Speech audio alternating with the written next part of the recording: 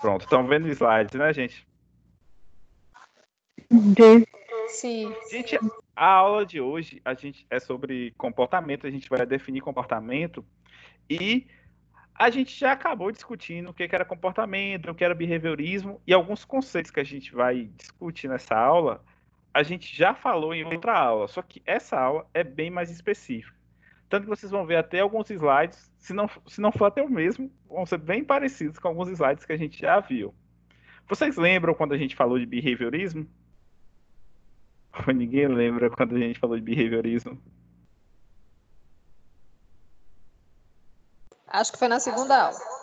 Sim, mas vocês lembram alguma coisa sobre behaviorismo? Aí não, né? Não lembram. Então, gente, vamos recapitular um pouquinho aqui. Vocês lembram que quando eu comecei a discutir na caminhada que a psicologia percorreu até se tornar uma ciência, a gente discutiu um problema que era muito, desculpe o pleonasmo, discutido na época, que era a ideia que a psicologia ela não conseguia ser uma ciência tal qual a física, tal qual a biologia, tal qual a química. Faltava na psicologia o rigor científico dessas ciências. E, na época, propôs que a psicologia, de alguma forma, estudasse o comportamento humano, estudasse o comportamento observável. Então, Professor, com aceita essa. a Sheila aí. Ah,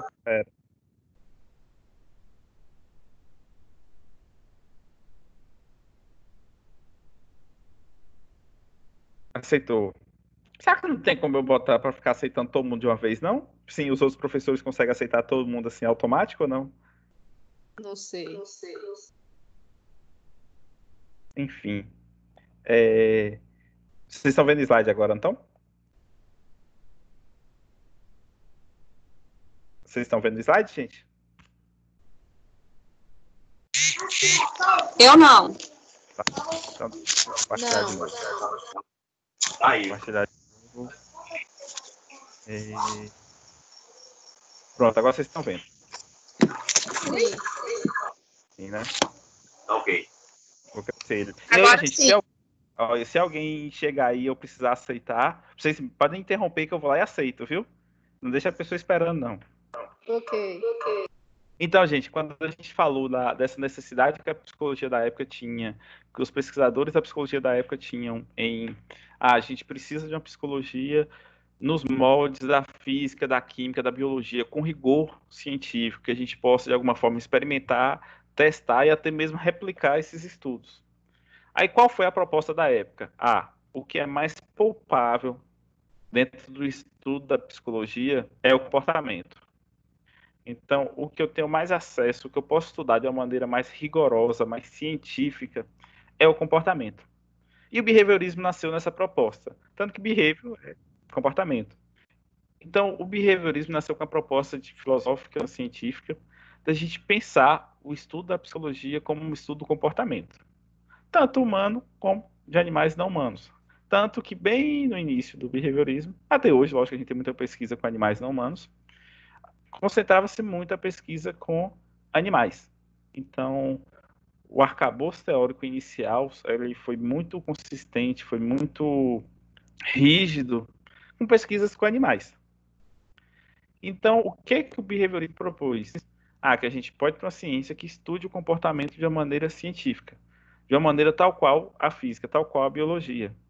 E qual é a pergunta que fica para a gente inicialmente? O que é comportamento? Qual é o conceito que temos de comportamento?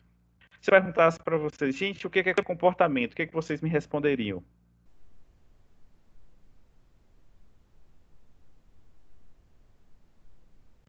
Ninguém responderia nada se eu perguntasse o que é comportamento?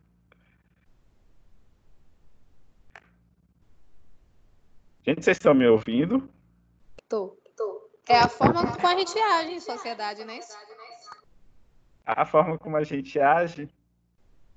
Então, gente, quando a gente pensa em comportamento, a gente nem tem um conceito muito legal de comportamento. A gente tem algumas definições, a gente tem alguns conceitos que de alguma forma se aproximam do que a gente está querendo definir. mas não são conceitos, não são definições muito precisas. Quando a gente fala, comportamento é o que a gente faz, é a nossa ação, é como a gente age. Realmente, se a gente pensar o comportamento como uma ação, como uma resposta, não seria de todo mal. Quando eu pensar o que é o comportamento, é o que o organismo faz, é o que o indivíduo faz. Não é uma má definição. Só que quando a gente pensa numa definição que a gente chega, não é o ideal, mas que a gente acha que de alguma forma ela é um pouquinho mais precisa do que essas definições, a gente pensa no comportamento como se fosse a interação entre um organismo e um ambiente. Então, quando eu penso que eu estou dando aula, qual é o comportamento nessa situação? Eu, Lucas, professor, estou aqui ministrando aula, eu estou interagindo com o meu ambiente. Eu sou organismo e, de alguma forma, eu interajo com o meu ambiente, eu interajo com vocês. Quando eu faço uma pergunta, vocês, de alguma forma, são um estímulo para o meu comportamento. Se vocês me dão feedback, se de alguma forma eu estou olhando para o slide e estou falando de acordo com o que aparece no slide, isso é uma interação minha, que sou organismo, com o ambiente. Vocês respondendo, apesar que vocês são organismo de um comportamento, mas vocês também são ambiente para o meu comportamento. Eu não sei se está claro. Quando eu falo em comportamento, estou falando dessa interação. Gente, eu tenho que aceitar alguém aqui.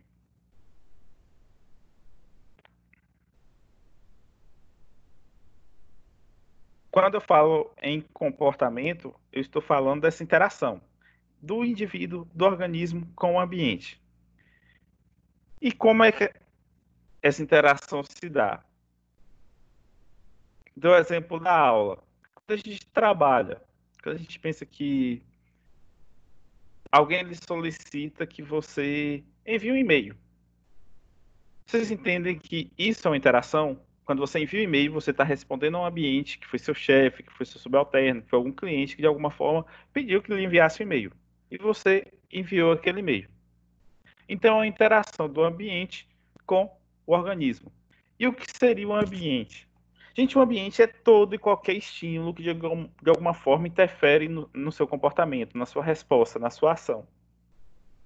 Então, se está muito quente hoje e de alguma forma você está estressado, e o professor chega na aula, começa a fazer um monte de pergunta idiota, e você sai da sala. Você, o professor hoje está fazendo perguntas idiotas, está muito calor, não estou aguentando. Essa temperatura alta é um estímulo que está interferindo em seu comportamento, em sua resposta. Você está ficando mais estressado, você está ficando mais propício a, de alguma forma, sair da sala ou engajar-se até mesmo em um comportamento de agressão ou de mau humor. Isso é ambiente. É um estímulo que interfere no meu comportamento. Quando a gente pensa até mesmo em alguma aula, alguém comentou sobre... Gente, esqueci. TPM. Gente, o que é a TPM? A TPM é um estímulo que interfere o comportamento.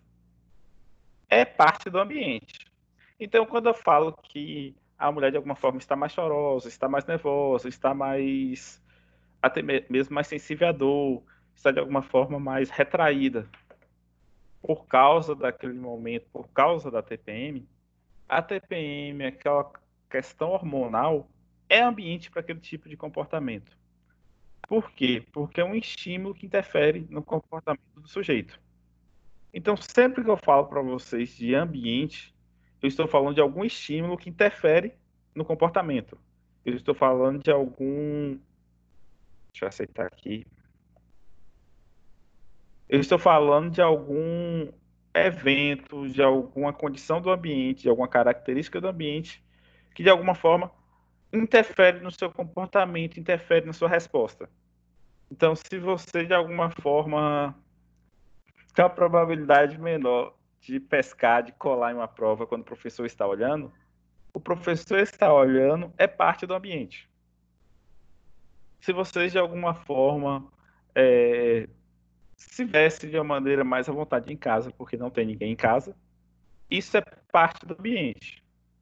Por exemplo, se eu estou dando aula com a camisa bem como eu posso dizer, simples. O ambiente de estar trabalhando em casa, de estar dando aula em casa, ele é mais propício para eu me vestir de uma maneira mais casual, diferente de quando eu dou aula em sala, que geralmente eu vou um pouco mais formal. São todos eventos do ambiente que, de alguma forma, interferem no meu comportamento. São todos estímulos que interferem no meu comportamento. Gente, vocês estão entendendo até então, porque é uma das aulas que eu acho mais difícil. Pronto, estamos. Só não quero nem saber como é que tá meu cabelo. Não quero saber com o quê? Como tá meu cabelo, falando da Como sua tá o aula. cabelo. Oi, Professor, alguém fala. Oi. Luciano, eu Sim, agora confundi um pouco. Sim, Por exemplo, comportamento é o que somos, né? Aí você é o precisou quê? o comportamento é o que somos.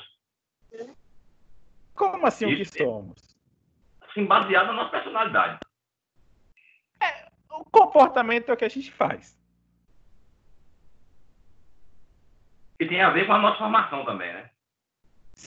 Gente, comportamento tem toda a relação com a história de vida da pessoa. Toda uma relação. Vamos imaginar com um exemplo, frustração. Mas aí chegou a minha pergunta, mas aí quando vem na atitude da pessoa aí, na ação, é a mudança. Eu fiquei meio confuso aqui. É só isso. Como assim a mudança? Mas tem que fazer a comparação aí. Sim, de eu dando aula em sala e dando aula no ambiente no ambiente de casa. Era isso que você estava falando ou não? Sim. Mas é isso, gente. Vocês entendem que o comportamento da gente, a resposta da gente, ela tem uma relação muito forte com o ambiente. E são dois ambientes diferentes, por mais que uma sala de aula, abre aspas aqui agora, mas é muito diferente da sala de aula universidade, faculdade, que eu tenho que ir. Se a gente pegar alguma coisa mais nítida, então. Eu imagino que vocês não se comportavam em sala de aula, quando no começo do semestre, tal qual vocês se comportariam em uma festa, tal qual vocês se comportariam em um bar, tal qual vocês se comportariam num restaurante. Eu imagino que vocês se comportam, o assunto que você trata, por exemplo, com sua namorada, com sua noiva, com sua esposa, é muito diferente dos assuntos que a gente trata, que tratamos com nossos amigos. E qual é a diferença disso? Não é que a gente tem várias personalidades, é que o ambiente é diferente. Eu tenho certeza que algumas conversas que temos com nossos amigos não seriam tão bem vistas por nossas namoradas, noivas. E o contrário também. Acho que muitas conversas que as mulheres têm com suas amigas não seriam tão bem vistas. Gente, o ambiente é muito importante. O contexto é muito, muito, muito, muito, muito importante. Por exemplo, eu tenho certeza que, sei lá, se a gente chegasse... o MEC ele tem umas avaliações pontuais. Então, ele vai na universidade de 2 anos, avaliar o curso. Eu acho muito difícil, por exemplo, um avaliador do MEC estar dentro da sala, avaliando nosso trabalho como professor, e que eu esteja, de alguma forma, constantemente fazendo brincadeiras. E eu acho que é mais provável que eu tente assumir um tom mais formal. Vamos imaginar que eu sei lá, fizesse brincadeira com salário.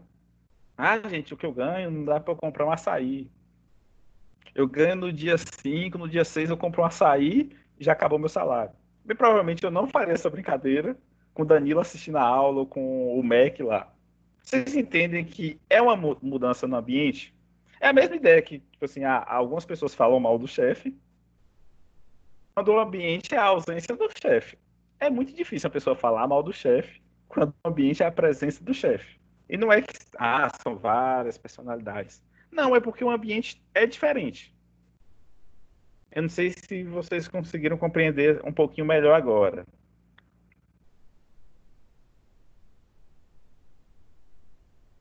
Gente, eles estão me escutando. Sim, eu entendi. Mas, gente, é porque a gente vai falar um pouquinho mais para frente.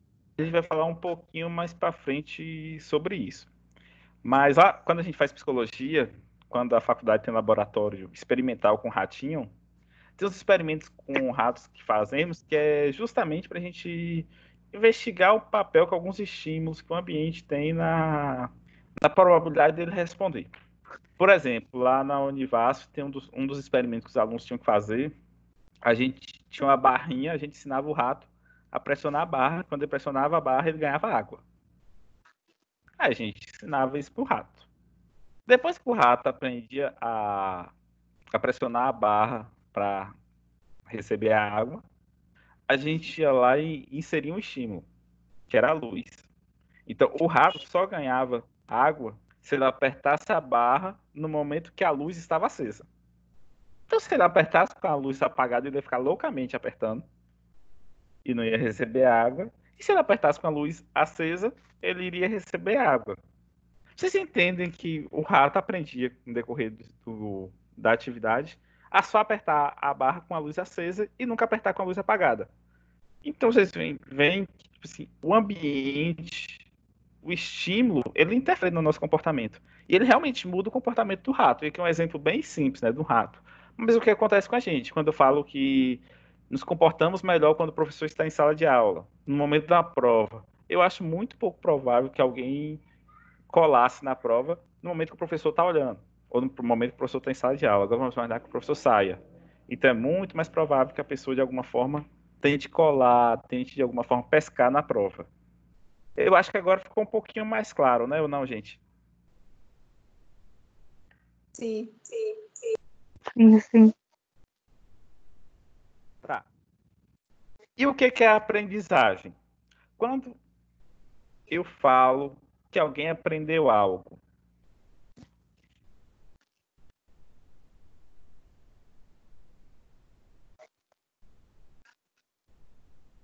quando vocês acham que vocês aprenderam algo da matéria, por exemplo, eu perguntei para vocês, gente, o que é behaviorismo que a gente falou na primeira unidade? Aí fez o barulhinho do grilo, né? Cri, cri, cri, cri, cri. Tipo assim, ninguém respondeu.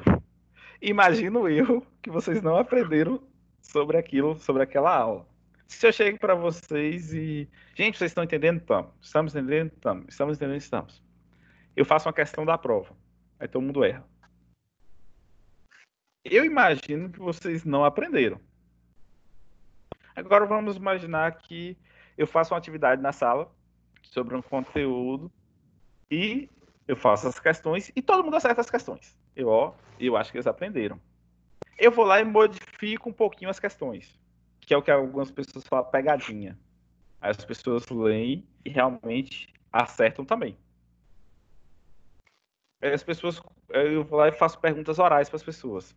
Vem cá, discorra sobre esse tema. E a pessoa vai lá e responde corretamente. Eu posso falar que aquela pessoa aprendeu algo?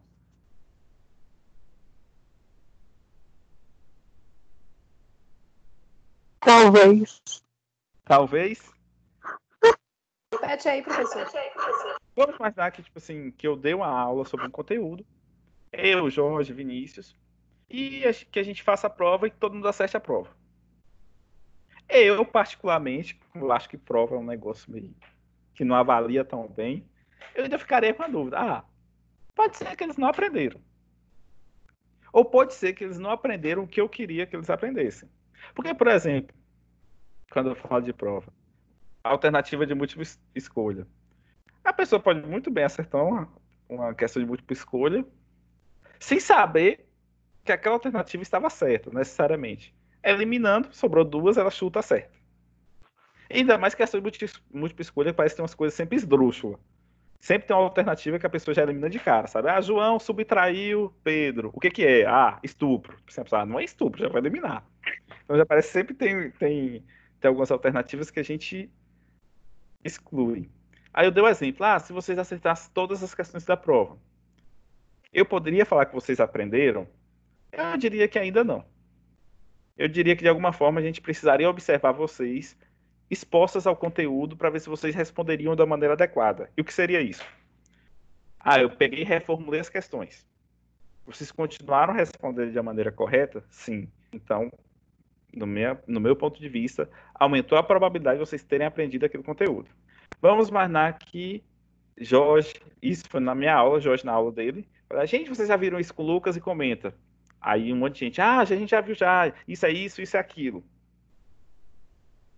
Vocês entendem que isso, aparentemente, vocês estão demonstrando que vocês aprenderam algo? Vocês conseguem, de alguma forma, vocês mudaram o comportamento de vocês. Porque, por exemplo, antes, quando o Jorge fazia essa pergunta, quando vocês estavam diante da prova, antes de verem o conteúdo, vocês provavelmente errariam. Depois que vocês viram o conteúdo, vocês mudaram o comportamento. Vocês começaram a responder de uma maneira considerada correta. Ou não, vocês não conseguem ver dessa forma.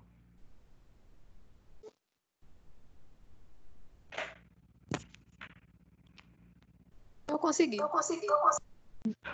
Porque, por exemplo, gente, eu tenho um conhecimento bem básico de inglês. E principalmente para leitura. Tipo assim, leitura é uma coisa que eu sei que eu consigo fazer legal em inglês. Mas, por exemplo, eu não consigo conversar bem em inglês. Então, se um norte-americano, um britânico chegar para mim aqui agora, hello, eu vou falar hello, how are you?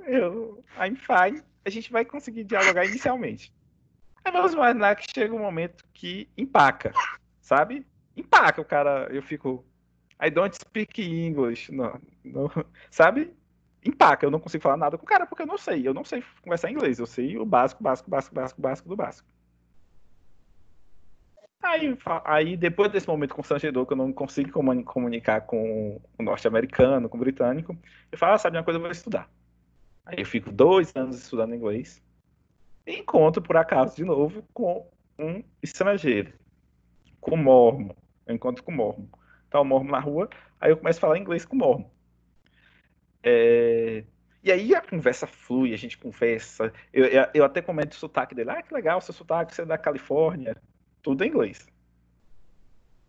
Vocês entendem que se alguém argumentar que eu aprendi a falar inglês, a gente está falando que eu aprendi a falar inglês porque eu mudei meu comportamento.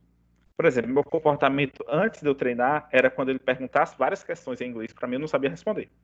E agora, quando várias perguntas são feitas a mim em inglês, eu consigo responder. Ou vocês não enxergam dessa forma a aprendizagem?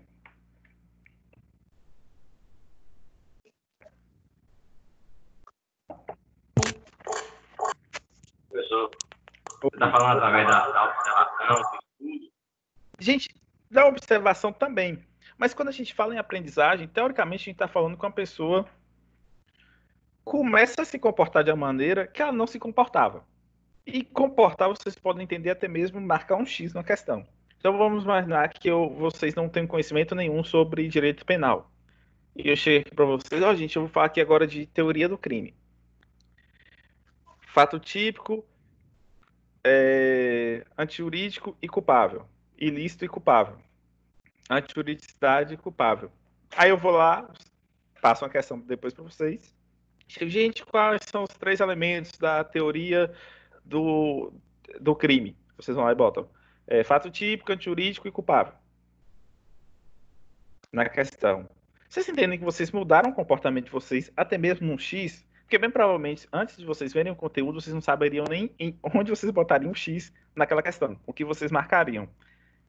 Depois que vocês tiveram acesso àquela disciplina, àquela apresentação, vocês mudaram o comportamento de vocês. Vocês conseguiram, de alguma forma, se comportar de maneira diferente em vários contextos. Então, se alguém chega para vocês no ambiente de concurso, eu estou estudando para concurso, achei bem legal os excludentes de ilicitude.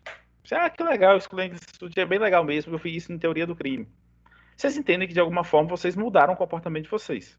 E isso é o que a gente chama de aprendizagem. É quando a gente aprende, quando a gente, de alguma forma, a gente consegue fazer algo que a gente não fazia. E quando eu falei esse fazer, inclui-se também pensar. Se vocês, de alguma forma, aprenderam a pensar de uma maneira diferente, se vocês, de alguma forma, vocês pensam, antes não pensavam sobre essas variáveis, agora começam a pensar, isso é aprendizagem. Tranquilo ou não tranquilo, gente?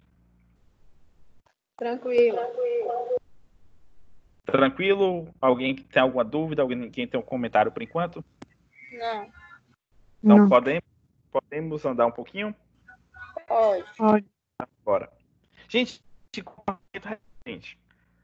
o que que é um comportamento respondente? Quando a gente definiu o comportamento, vocês lembram que a gente falou a ação do organismo com o ambiente, da interação do indivíduo com o ambiente. Então, se está muito calor e estou estressado, é uma interação do ambiente, que é a alta temperatura com calor, que é meu estresse, abre aspas, né?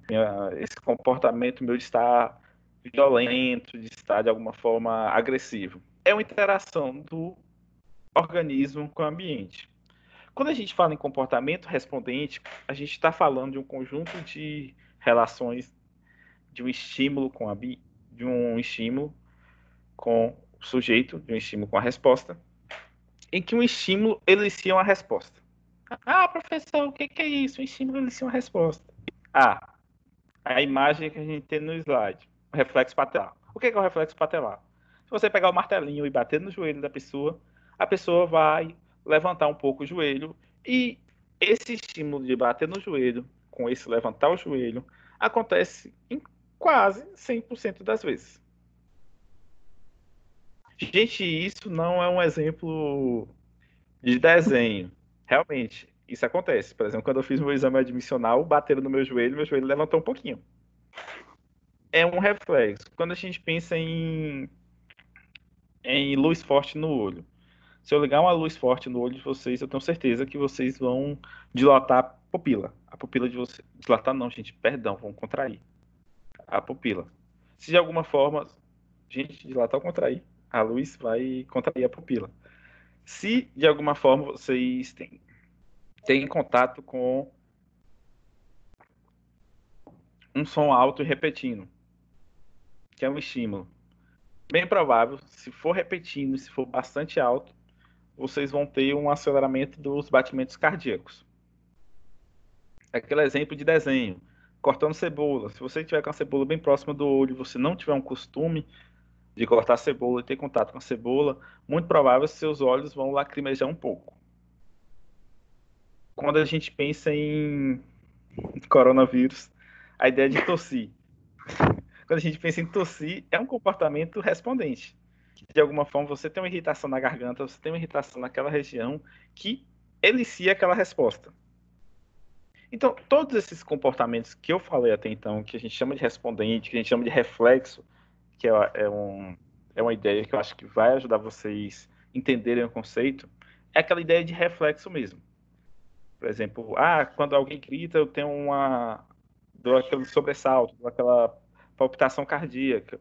Quando eu bato no joelho e a perna da pessoa das lágrimas. A gente está falando de um comportamento reflexo. A gente está falando de um comportamento que, em quase 100%, bem provável, quase todas as vezes que a gente tem aquele estímulo, que é o bater no joelho, que é a luz no olho, que é a cebola, a gente vai ter aquela resposta, que é o levantar a perna, que é o dilatar a pupila, que é o sair lágrimas dos olhos. Então, gente, até então, tá tranquilo, não tá tranquilo? Tá tranquilo. Tá tranquilo. Tranquilo. Tá. Então, gente, isso é o que a gente chama de comportamento respondente. Até então, que a gente vai ter umas subdivisões. E quando eu falo dessas subdivisões? Gente, pelo amor de Deus, voltando no tema aprendizagem. Vocês lembram de Pavlov? Quando eu comentei de Pavlov na sala? Eu acho que Sim. alguém vai lembrar. Lembra? Você lembra que a gente falou o que de Pavlov? Não lembro muito bem o que foi, não, mas eu lembro que você já comentou sobre ele. Eu sei que ele marcou muito a descoberta do condicionamento do reflexo. Pronto. Tem a ver com alimento, né? Sim, gente. Também. Quem foi Pavlov? Surgir acompanhado do alimento, né? Isso. No caso, os reflexos. Pode falar, gente, fala. Eu só lembro que era um filósofo russo. Ele era russo, não era filósofo. Agora eu lembrei do experimento também, que ele explicou na sala. Alguém quer falar do experimento? Ou quer que eu falo? Acho que quando alguém via o alimento, salivava, né? No caso, o cachorro, né? O cachorro, ele entendeu. Acho que era o cachorro mesmo. escutar o barulho do sino, né? Alguma coisa Então, assim. o experimento era o seguinte. O que é que Pavlov quis investigar? Pavlov foi investigar o reflexo de salivação. Então, o que é que Pavlov fez? Pavlov fez cirurgia no cachorro e ele conseguia, através das glândulas salivares, ele conseguia medir o quanto os cachorros salivavam. Então, ele apresentava comida para o cachorro e ia medir o nível de salivação do cachorro, a intensidade daquele estímulo. Ele apresentava comida e ia medir a intensidade daquele estímulo. Só que o que Pavlov percebeu? Pavlov percebeu que mesmo antes dele apresentar a comida ao cachorro, no decorrer do experimento, o cachorro começou a salivar, só mesmo com a presença de Pavlov. Então, o que era isso? Pavlov, inicialmente, aparecia para o cachorro não salivava, Pavlov ia lá e dava comida para o cachorro. O cachorro salivava, que a comida produzia a salivação do cachorro. E Pavlov foi fazendo isso várias vezes, vários dias, e Pavlov começou a perceber que chegou um ponto que a presença de Pavlov, que até então não produzia nada no cachorro de salivação, começou a produzir a resposta de salivação no cachorro. Então Pavlov aparecia, mesmo sem comida, e o cachorro salivava. Aí isso abriu um leque para um monte de pesquisa, porque o que começou-se a perceber? Que a gente poderia ensinar relações que eram reflexas, que eram respondentes. Então, por que isso é importante? Porque vocês entendem quando eu falei no reflexo patelar, que a gente bate no joelho, a gente tem um levantamento do pé, quando a gente pensa na cebola, que de alguma forma causa lágrimas aos olhos, a gente está falando de reflexos que são inatos. O sujeito já nasce com aquele repertório comportamental. Então, o cachorro ele não precisa aprender que quando tem comida ele iria salivar. A gente não precisou aprender que quando bate no joelho da gente, a gente levantaria a perna. A gente não precisou aprender ao longo da nossa vida, claro. A gente não conseguiu aprender. A gente não precisou aprender que a cebola causa lacrimejação nos olhos. E o pior é que quando eu vejo a foto de uma cebola, meus olhos já começam a lacrimejar. Eu ia convidar para dar essa aula aqui para vocês hoje, meu professor lá da UFBA, né? Quando eu fui aluno da UFBA. E Guilherme, eu não lembro se realmente se ele gostava muito ou ele não gostava de jeito nenhum de tamarindo. Só que ele tinha uma reação tão engraçada a tamarindo, que, por exemplo, se a gente estivesse em sala de aula e a gente começasse a falar de tamarindo, ele ficava com o rosto vermelho. Se ele começasse a falar de tamarindo, a gente fala de tamarindo com ele, o próprio rosto dele ficava vermelho. E quando vocês falam, não, até a foto da cebola faz que eu chore, faz que saia lágrimas dos meus olhos. Hoje, gente, por exemplo, quando a gente pensa em fobia, a gente tem medo que é tão intenso, tão intenso mesmo, que, por exemplo, tem gente que tem medo de sapo. Se mostrar a foto de um sapo para a pessoa já tem sudorese, a pessoa sua, a pessoa já tem um aumento da frequência cardíaca. Então, a própria foto do negócio já deixa a pessoa de sobressalto. Acontece Aí muito eu é com palhaço. barata. Se eu sentir Mas, por o exemplo, cheiro, se eu ver uma Eu foto, com uma rato. imagem que tem uma barata, me arrepio toda. Mas, por exemplo, a foto da barata e do rato já causam um estranhamento a vocês ou a foto é de boa? Não, a foto da barata já me dá um arrepio. Já dá arrepio com a foto? O cheiro, então, Ave Maria.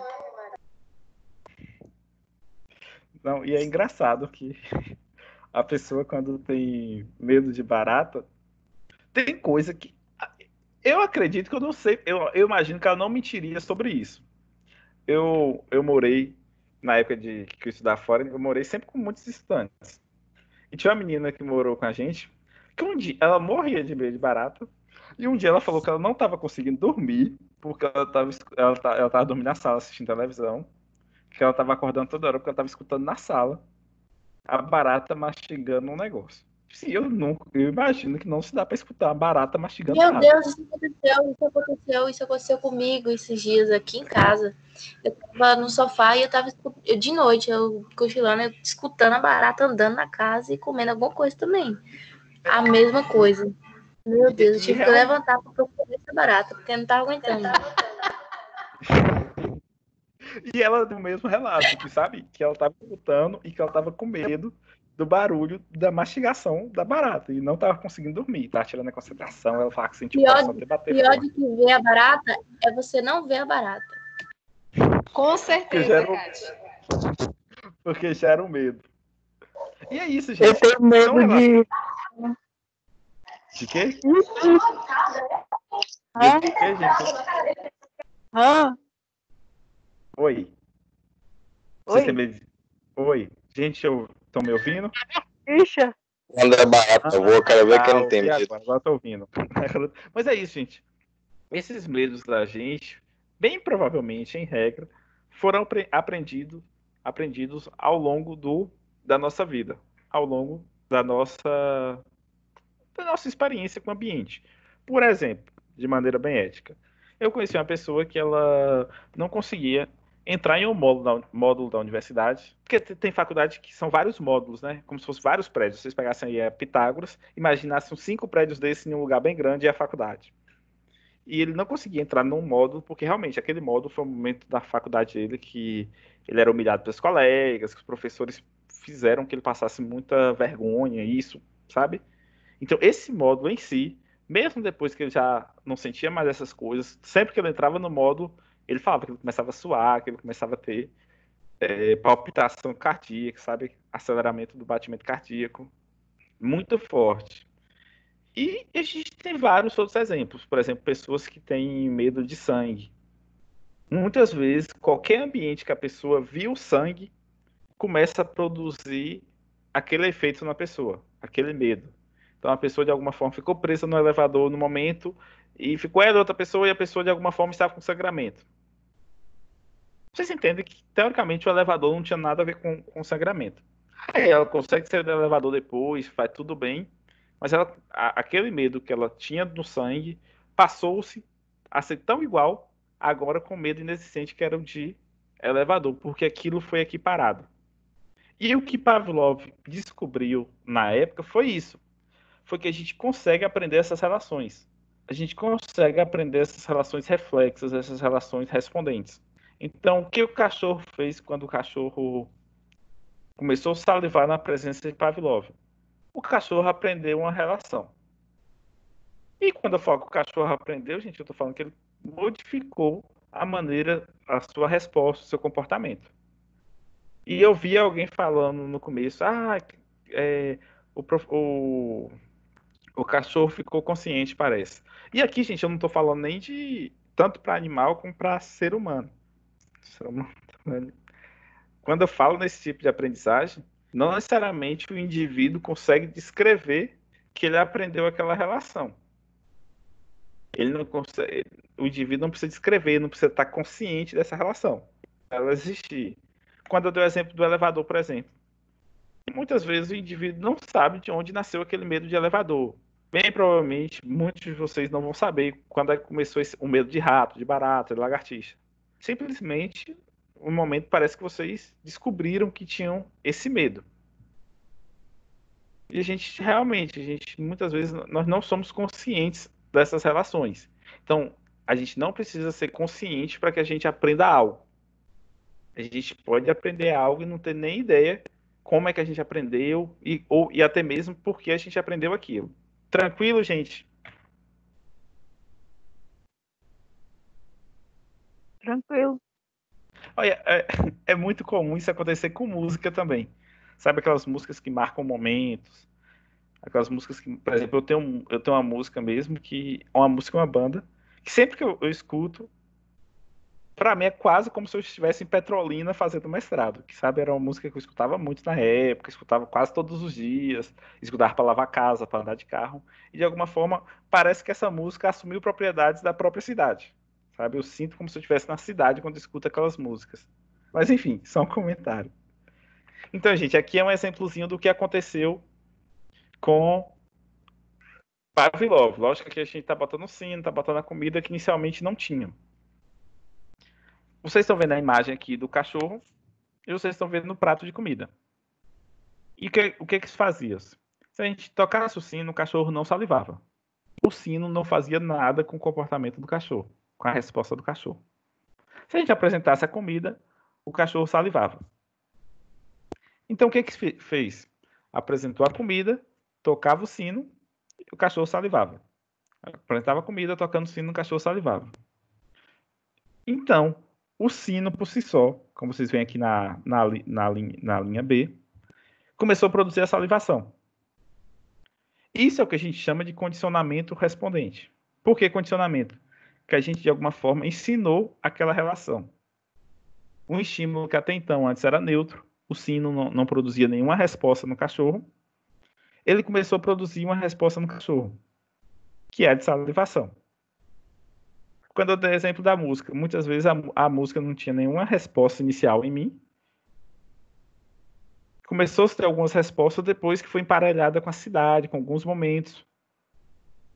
Então, eram estímulos que, de alguma forma, eram neutros para aquela resposta específica. E começou a eliciar aquela resposta porque foram emparelhados com outros estímulos. Complicou geral, deu um nó agora ou tá seguindo a linha de raciocínio? Para mim tá claro. Gente, tá claro? Tá. Então, se caísse na prova, vocês saberiam responder. Sim.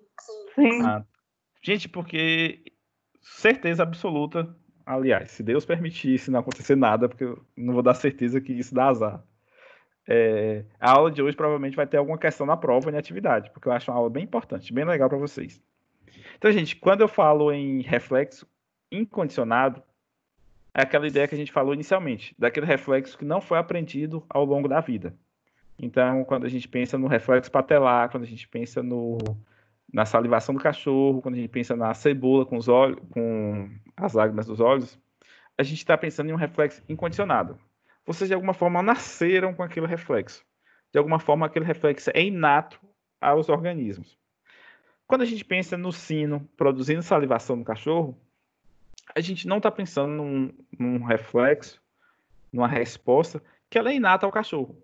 O cachorro não nasceu sabendo que quando tocasse o sino, ele salivaria. Ele não nasceu com essa relação. Ele não nasceu com essa relação. Então, a gente fala de reflexo condicionado quando esse reflexo ele foi aprendido. Então, ao longo da vida do cachorro, ele aprendeu que na produção aprendeu que a vacina, perdão, gente, que o sino foi de alguma forma emparelhado com a salivação. E é isso. Do ponto de vista filosófico da questão de comportamento reflexo, quando eu falo que ele aprendeu, é só porque ele mudou o comportamento.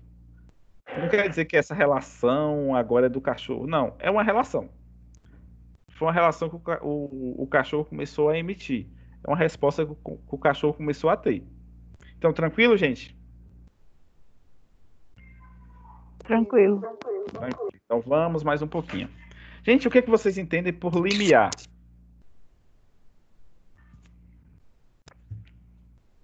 Deixa eu até voltar o slide para vocês não lerem. O que vocês entendem por limiar? Porque isso aqui, o senso comum vai ajudar a gente. Se eu chegasse para vocês agora, gente, vale ponto se eu soubesse se vocês me falassem o que é limiar. O que vocês me responderiam? Peraí que eu vou pesquisar. Não, gente, não pesquisa não. Porque também não vale ponto. Era uma situação hipotética. O que vocês me diriam? Não sei. Gente, vocês não sabem o que é limiar? E do senso comum mesmo, do senso comum. Tipo assim, minha avó fala que limiar é isso. Aprender? Não me lembro de ter minha avó ouvir me falar isso. Vocês não lembram da voz de vocês falarem limiar. Então, gente, o que é limiar? Não. Limiar é a quantidade mínima que o estímulo precisa ter para produzir uma resposta. Professor, o que é isso? Vamos imaginar que... Vamos imaginar, não. Todo mundo agora está imaginando que vocês estejam na casa de vocês. Se vocês se eu tirar o microfone aqui agora e vocês falarem comigo, eu não irei escutar. Porque vocês estão muito, muito, muito, muito distante de mim. Agora vamos imaginar que passa um carro aqui agora na rua, fazendo muito barulho, e eu escuto. Aí passa um carro fazendo barulho um pouquinho menor, Eu continuo escutando. Aí passa outro carro fazendo barulho quase mínimo e eu escuto. Agora passa outro carro fazendo um pouquinho menos que esse último carro e eu não escuto. Quando a gente pensa em limiar, a gente pensa que o barulho que esse último carro que passou, ele não conseguia alcançar o limiar. Ele não conseguia alcançar o mínimo do barulho que eu conseguiria perceber. Agora ficou mais claro? Ou não? Não, Sim. pra mim não. Mais ou Por menos. exemplo, vamos imaginar aqui de temperatura. Qual é o limiar que vocês conseguem perceber uma alteração na temperatura? Por exemplo, de 20 para 30 graus, por exemplo, se o ar-condicionado está no 20. E eu vou lá Tá e frio. mudo. Tá frio. Eu vou lá e mudo pro 30. Bem provavelmente, eu acho que eu vou conseguir falar, gente, se vocês sentirem que a temperatura mudou, vocês me falam.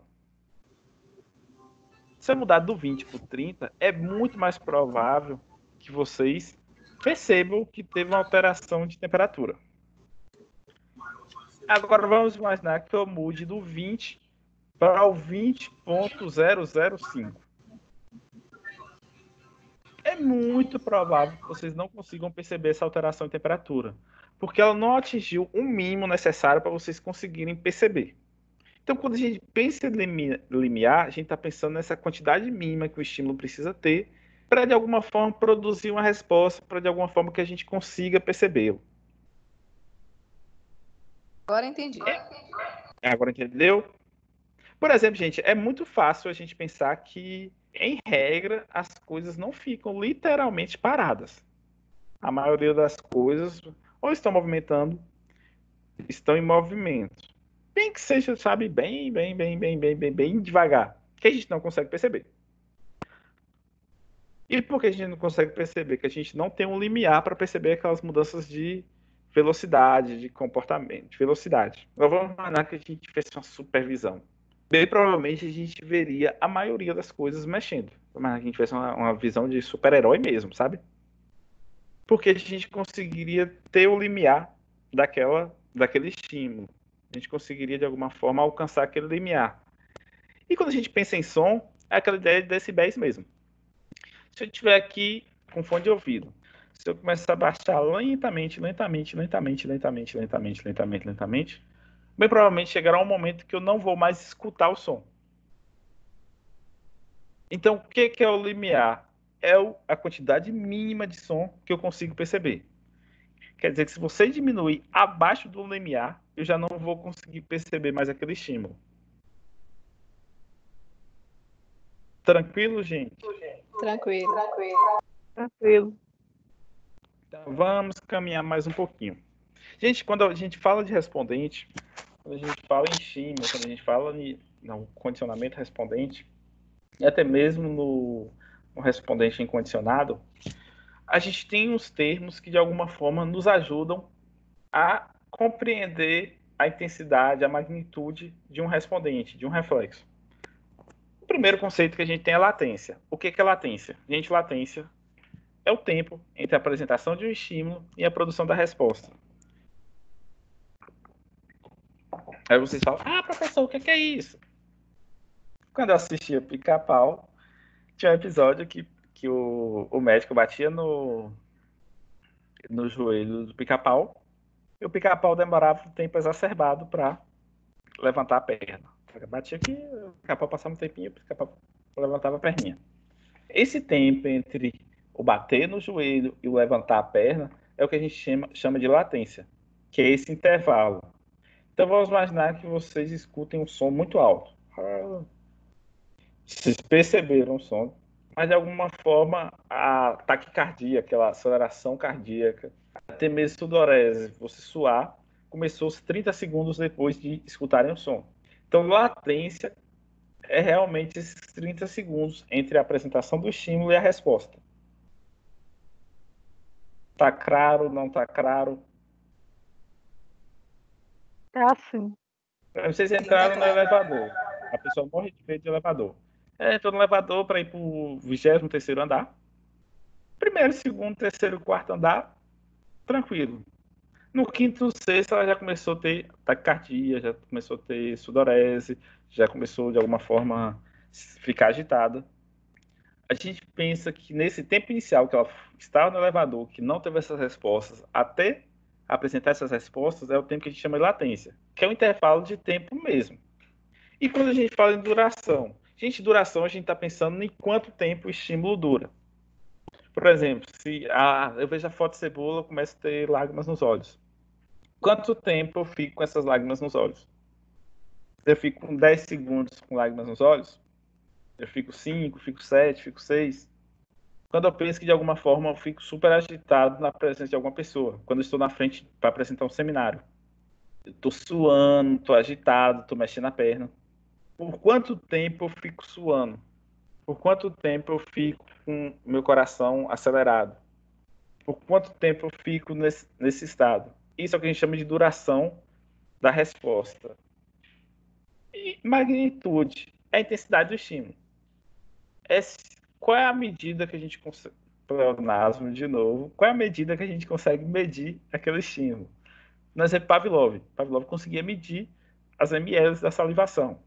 No exemplo da lágrima, a gente consegue medir as ml da lágrima. No exemplo do reflexo patelar, a gente consegue medir o quanto a perna se levanta. Taquicardia, a gente consegue medir a frequência cardíaca. A frequência cardíaca chegou a 180, chegou a 170, chegou a 160. Isso é o que a gente chama de magnitude, a intensidade daquele estímulo. O quanto a gente consegue medir aquele estímulo. Gente, vocês entenderam latência, duração e magnitude?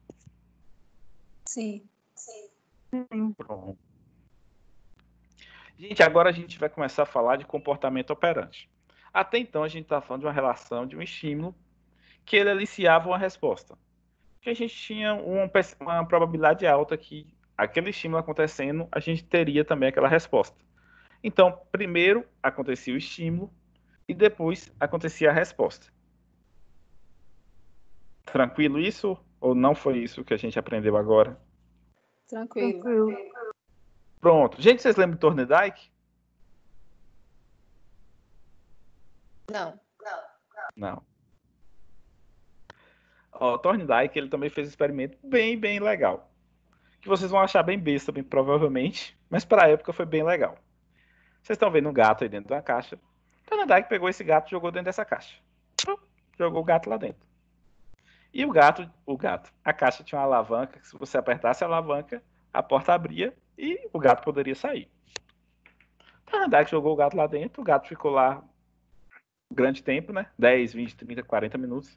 E por acaso ele apertou na barrinha, a porta abriu e ele saiu. Thorndike pegou o gato e jogou de novo dentro da caixa. Aí o gato, que inicialmente tinha gastado 40, 30 minutos, gastou 20. Apertou a barrinha e saiu. Thorndike pegou o gato e jogou de novo. O que Thorndike foi percebendo? Thorndike foi percebendo que a cada tentativa o gato ficava mais proeficiente.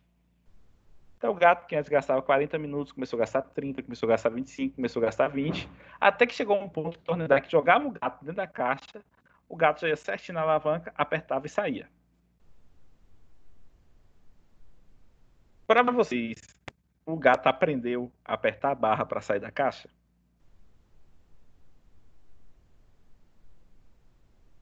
Repete aí. Para vocês, Thorndike, o gato aprendeu a apertar a barra para abrir a porta da caixa? Sim. Ele entendeu que toda vez que ele apertava, ele conseguiu o que ele queria, né? Então, é algo que um comportamento gerado a partir da aprendizagem.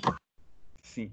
Ó, gente, mas tá realmente tá quase perfeito. Eu diria que para uma turma de direito tá perfeito. Mas quando a gente fala assim que ele entendeu, na psicologia a gente não comenta muito assim, o gato entendeu ou ele associou. Limiou. Nem associou é uma palavra que a gente usa muito, porque aqui fica parecendo que é algo bem nítido. Dá pra gente tentar inferir que o gato associou, que o ser humano associaria. Mas a gente percebe que quando a gente vai fazer experimentos com humanos mesmo, né, que tem comportamento verbal, que a gente não consegue conversar com o bicho. Ele aprendeu porque ele é inteligente. Não, que ele aprendeu, eu não discuto, mas quando a gente fala que ele percebeu que de alguma forma ele estava sabendo o que estava acontecendo, com ser humano é muito comum a gente fazer um experimento com ele. Aí vai imaginar que, a depender do comportamento dele, ele vai ganhar pontos para trocar por vários xerox. A gente faz muito isso em faculdade, experimenta assim. E chega uma hora que a pessoa ela está fazendo aquilo perfeitamente. Ela está lá respondendo perfeitamente a atividade e ganhando os pontos. Só que quando você vai perguntar para ela se ela sacou qual era o truque que tinha ali para ela ganhar os pontos, muitas vezes ela diz que não sacou, que ela não compreendeu. Ela está fazendo perfeitinho o negócio, mas ela ainda não compreendeu direito. Por isso que a gente às vezes não fala, o gato está consciente. Porque também se a gente vai que ele está consciente, a gente está inferindo. Mas enfim, não necessariamente a gente precisa estar sabendo, a gente não precisa saber descrever aquilo para a gente estar fazendo. Tranquilo, gente, ou não? Ou eu falei agora, embaralhou tudo? Agora embaralhou. Embaralhou? Gente, o que é que eu quis falar? Quando vocês falaram agora do gato, que o gato está apertando a barra e está saindo. Eu concordo. O gato aprendeu a apertar a barra para abrir a porta da caixinha. Só que quando a gente fala isso, a gente não está falando que o gato percebeu, que o gato, de alguma forma, está consciente daquilo. E isso não é por ser um gato. Vale também para ser humano. Por que vale também para ser humano? Que a gente se comporta muito sem saber descrever por que a gente se comporta daquela maneira. Por exemplo, é muito comum a pessoa saber fazer algo, mas não saber falar como se faz aquela coisa. A pessoa que toca violão, a pessoa sabe perfeitamente a batida do dedilhado, perfeitamente. Aí você chega para me ensina aí. Se ele não pegar o violão para tocar, ele não sabe descrever aquilo. Então, ele sabe fazer aquilo perfeitamente, mas ele não sabe descrever para ele como é que ele faz aquilo. Ele não sabe descrever, não, aqui a batida vai ser 2 para baixo, 2 para cima, você vai dar uma dedilhada, bate só na primeira corda. Não, o cara simplesmente faz. Ou não ficou claro, piorou tudo agora.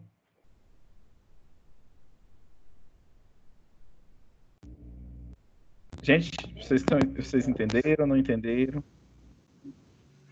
Dá para seguir. Dá para seguir? Vou dar uma pesquisada. Não, gente, de maneira bem resumida, o que é isso? E isso também é uma visão do behaviorismo. Qualquer coisa que a gente fala, Lucas percebeu, Lucas estava consciente, a gente está inferindo aquilo. A gente não sabe. E para o behaviorista, muitas vezes ele vai falar que a gente não precisa saber, porque muito do que a gente se comporta, a gente não percebe. Por exemplo, gente, eu entro no carro para ir para Pitágoras dar aula no começo do semestre, quando eu entrava, agora é online, e eu não ficava descrevendo meu comportamento.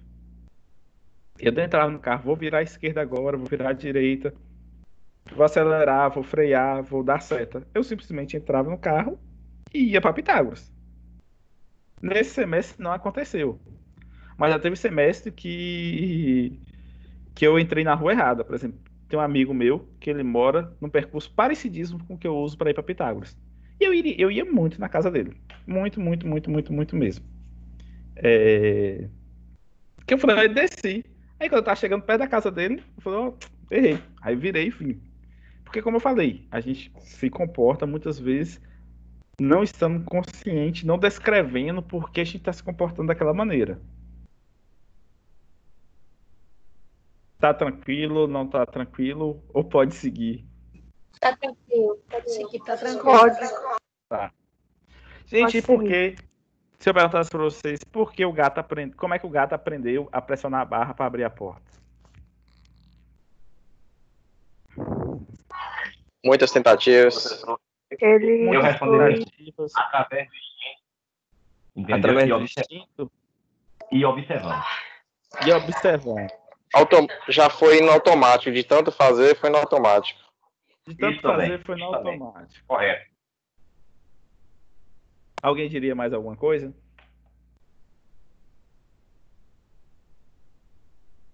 Ninguém diria mais nada? Tá, então vamos ver esses conceitos que vocês falaram aí pra mim. De tanto fazer, ele foi no automático. Ele aprenderia a apertar a barra se a barra não abrisse a porta?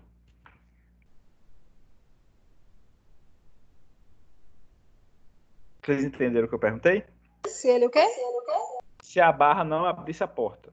Thorndike jogasse o gato lá dentro, ele apertasse a barra, só que a barra não abrisse a porta. E ele não ia aprender nada.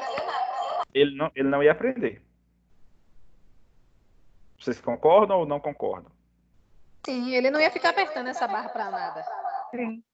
Ele não ia ficar apertando pra nada, é ótimo. Ele não iria ficar apertando, realmente, porque ele não iria ficar apertando a barra do nada. É em regra.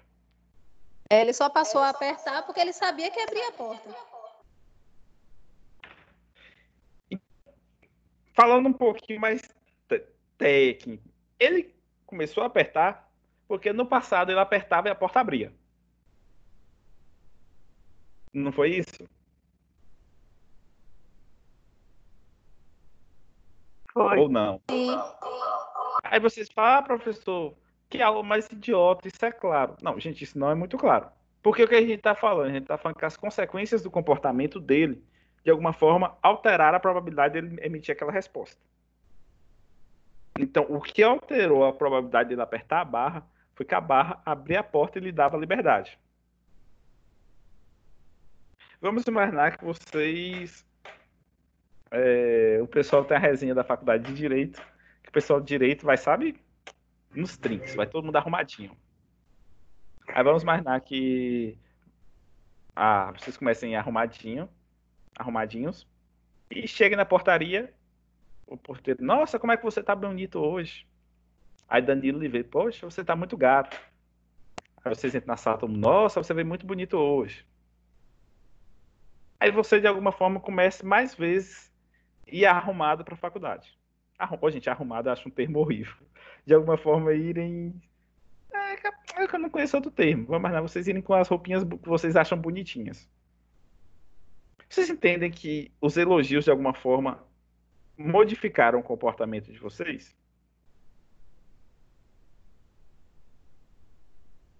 Ou vocês Sim. não entendem assim? Sim. Concordo. Então vamos imaginar uma situação um pouquinho mais diferente. Eu não sei se foi esse ano ou foi ano passado, teve um caso de uma advogada que ela foi fazer uma sustentação oral e ela chamou foi no STF, o ministro de senhor. E o ministro, a gente tá gravado, mas enfim, o ministro deu um piti, que eu acho que foi um piti, falando que que ele exigia respeito, pra não ser chamado de senhor, tal. Eu tenho uma margem segura de certeza que ela minimamente, agora no manejo com juízes, com desembargadores, com o ministro do STF, ela usaria minimamente o termo doutor. Vocês entendem que ela mudou o comportamento dela? Por causa da consequência que teve? Sim. Então, o que Thorndike viu com o gato era praticamente essa relação. Que a consequência das nossas respostas, elas alteram o nosso comportamento. Então vamos imaginar que eu não corrigi ainda. Aí eu pego as atividades e vocês pesquisaram muito. Vocês escreveram um negócio muito bem feitinho, com organização, coesão, coerência, que eu em meia hora eu acabei de corrigir, porque tá tudo perfeitinho. Aí todo mundo tirou 10. Penso eu que é muito mais provável que vocês continuem fazendo a atividade dessa maneira. Agora vamos imaginar que vocês pegaram sites pouco confiáveis, copiaram dos coleguinhas e escreveram sem coesão e coerência nenhuma. Vocês estão lá falando, é porque Marte alinhou com Saturno, por isso que não tem normal e patológico, porque a Lua... Aí sabe um negócio totalmente sem nexo. Vocês falam, vou fazer isso que vai colar com o professor. Aí vocês tiram nota baixa. É muito mais provável que vocês tentem não fazer mais isso no futuro. Então a nota baixa modificou o comportamento de vocês.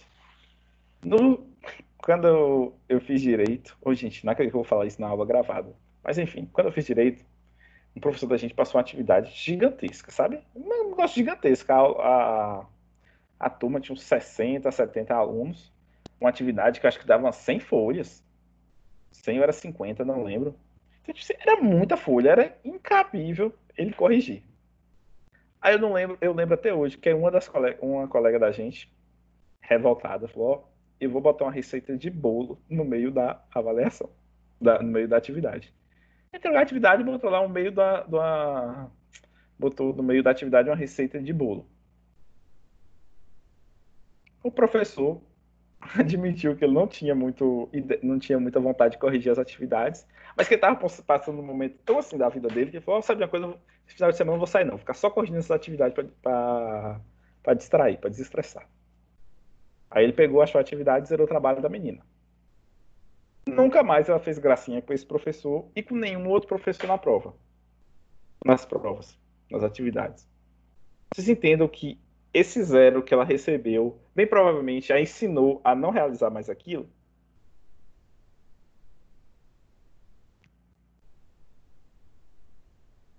Sim. Ou eu fiz um rodeio que vocês não entenderam. Por exemplo, vamos indo para coisas mais clássicas no nosso dia a dia. Você está conhecendo uma pessoa, você faz uma brincadeira com ela e ela é super rude com essa brincadeira. Bem provavelmente você não fará mais aquela brincadeira. Você fez uma atividade de um jeito, organizou de um jeito que o seu chefe lhe reclamou. Bem provavelmente você não fará aquela atividade daquela forma ou organizará daquela maneira.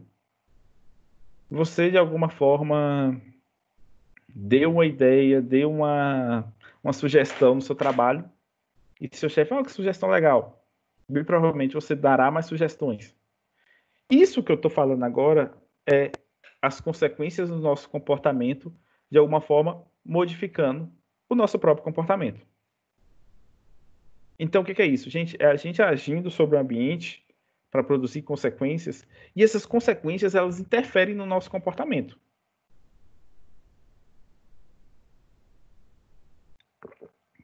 Tá claro ou não tá claro?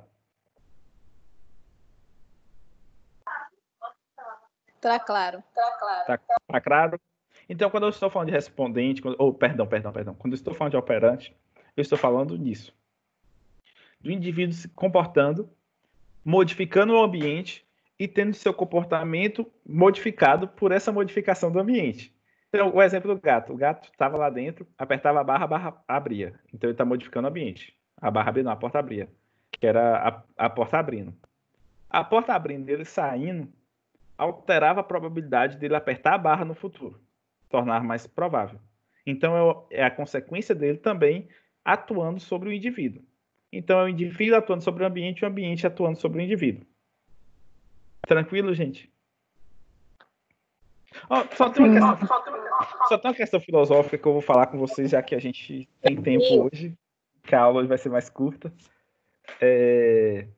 Gente, o gato não aperta a barra para abrir a porta. O gato aperta a barra porque no passado, quando ele apertou a barra, a porta abriu. Ficou claro ou não ficou claro? Deu para entender isso assim? Entendi. Claro que não. Claro que não? Gente, é porque O professor, ele apertou a porta, ele ficou preso. Aí ele Ah. percebeu que se ele apertasse aquela barrinha, a portinha abria. Por Ô, isso gente, ele mas, começou, toda vez que botar ele lá, abrir a porta. Mas, ele apertava a barra porque no passado, apertar a barra abria a porta. Porque o maior problema da gente pensar que ele aperta a barra porque a porta vai abrir é que na física a gente tem um problema. Que um estímulo, ele não pode atuar antes dele acontecer. Como é que eu estou respondendo a um estímulo que não aconteceu ainda? Aí vocês falam, professor, mas se tem uma prova daqui uma semana, eu começo a estudar hoje, a prova é só daqui uma semana, então eu estou respondendo um estímulo que ainda vai acontecer. Mas não, gente, não é. A gente está respondendo a vários estímulos que já aconteceram. Quando o professor fala, vai ter uma prova. Então, no passado, quando o professor falou que ia ter uma prova, realmente teria uma prova. Você está vendo os outros colegas estudando. Então, você está respondendo aos estímulos presentes. A gente não responde a um estímulo futuro. Então, quando a gente fala nessa expectativa do futuro, são estímulos presentes. Então, quando eu falo que o gato aperta a barra, porque no passado ela abria a porta, é porque realmente não tem como o gato apertar a barra porque a porta vai abrir, como estímulo futuro. Por mais que a gente fale, não, mas ele sabe que a porta vai abrir. Por que a gente sabe que ele sabe? Porque no passado apertar a barra abria a porta. Tanto que assim que se a gente botar uma trava na porta, o gato vai apertar. Se ele já aprendeu, vai apertar, fica apertando, apertando, apertando, apertando. Por quê? Porque no passado ele apertava e a porta abria. É uma questão mais de filosofia e de física, no caso. Mas é só para. É uma conversa de doido, viu, professor? Não, gente, mas é uma coisa. Depois que a gente compreende, é uma coisa meio. Sim, é legal, lógico. Porque como é que um estímulo do futuro interferiria no passado? Sim, ele está apertando a barra para uma porta que vai abrir no futuro. Ele está apertando a barra porque é um estímulo do passado, que aí seria o quê? No passado ele apertava a barra, a porta abria. Mesmo não concordando, vocês entenderam? Entendi. Então, para outra pergunta, concordam ou discordam? Nem sei, mas acho que eu concordo. Mas é isso, gente. É realmente uma questão também. filosófica, uma questão da física que realmente eu acho que não. Enfim, na psicologia a gente discutiria aqui para a gente pensar na turma de direito e a gente não precisa nem aprofundar. Mas é só para desencargo de consciência para eu não passar adiante sem ter falado disso. Ô, professor. Oi. Então, assim, no passado, ele apertou, abriu a porta. Sim. Ele ia apertar novamente, porque deu certo no passado. Só isso. Isso. Né? Ele aperta novamente porque deu certo no passado. Certo. Pronto. Aí, gente, então, quase todos os comportamentos da gente, quase todas as respostas, produzem consequências. Agora que Lu falou isso aí, eu consegui entender. Você entendeu, né? Eu entendi. Aí, ó. Ele ia continuar apertando, mesmo que a gente colocasse a trava. Porque uma vez ele fez e funcionou, então ele acha que vai funcionar sempre. Eu não diria que ele acha, mas que ele continuaria apertando. Tanto que, bem provavelmente, ele ia ficar um dia lá apertando a barra. Um dia a figura de linguagem, não sei quanto tempo ele ficaria. E chegaria um momento que ele ia parar de apertar a barra. E por quê? Porque ele ia parar. Ele não ia parar porque ele sabia que se ele apertasse não ia abrir. Ele ia parar porque a experiência recente dele, apertar a barra, não estava abrindo a porta. Sim, eu entendi. Então, nosso comportamento, nossas ações, elas produzem consequências. Nesse quadro aqui eu trouxe uns exemplos. Você briga com seu irmão, aí sua mãe lhe dá atenção. Zequinha, para brigar com Maria. Toma aqui, vai assistir televisão para vocês não brigarem. Você presenteia seu namorado de alguma forma é mais atencioso, é mais carinhoso. Você responde à atividade avaliativa de uma maneira correta, perspicaz, e você recebe a nota mais alta. Você percebe todas as pegadinhas que poderiam ter na questão de marcar e tira 10. É uma consequência. Você quebra o controle da televisão e sua mãe lhe dá uma surra. É uma consequência. Você faz a tarefa de casa e seu pai lhe deixa, você é criança, deixa você assistir televisão. São todas consequências para os nossos comportamentos. E qual é a relevância disso? Gente, de maneira bem básica, o que pode acontecer se eu fizer algo e vocês elogiarem? O que vocês acham que pode acontecer comigo? você vai continuar tendo esse mesmo comportamento para receber mais elogios com mais frequência. Seria Pronto. isso? Pronto. Vocês acham que eu faria isso mais vezes? Não é? Eu acho que sim. Pronto. Sim. Vocês acham que eu faria isso mais vezes? Agora vamos pensar uma situação um pouquinho contrária. Eu dou a aula de uma maneira e todo mundo me critica. Ah, professor, você estava dando aula lá, eu estava escutando parecendo um jumento falando. Era muita burrice. Eu dormi, todo mundo dormiu, professor. Você não via não que você estava tentando interagir, estava todo mundo dormindo. Vocês acham que vai acontecer o que comigo? Com o meu comportamento? O senhor vai Você mudar. vai mudar essa maneira. Mas mudar como? Tipo assim, parar, Mudar fazer a mais maneira vezes? de... Não, você Não, vai mas, por exemplo, mudar a maneira de você dar aula. por exemplo, Procurar uma maneira de fazer com que eles passem a gostar da sua aula e compreendam melhor a sua aula. não, mas, por exemplo, então vou dar um exemplo um pouquinho diferente. O slide. Vamos imaginar que a gente não tivesse uma aula online, até mesmo na aula online, que eu poderia estar dando aula sem slide. Eu estivesse dando aula sem slide, todo mundo criticasse. Professor, foi uma porcaria a aula sem slide. Eu achei horrível. Eu ficar olhando para sua cara falando foi extremamente ruim. Eu não conseguia aprender. Com slide, pelo menos eu fico olhando no slide. Quando você não tem slide, só aparecer sua cara e eu não aguentava ficar olhando sua cara. Vocês acham que eu ia fazer o quê?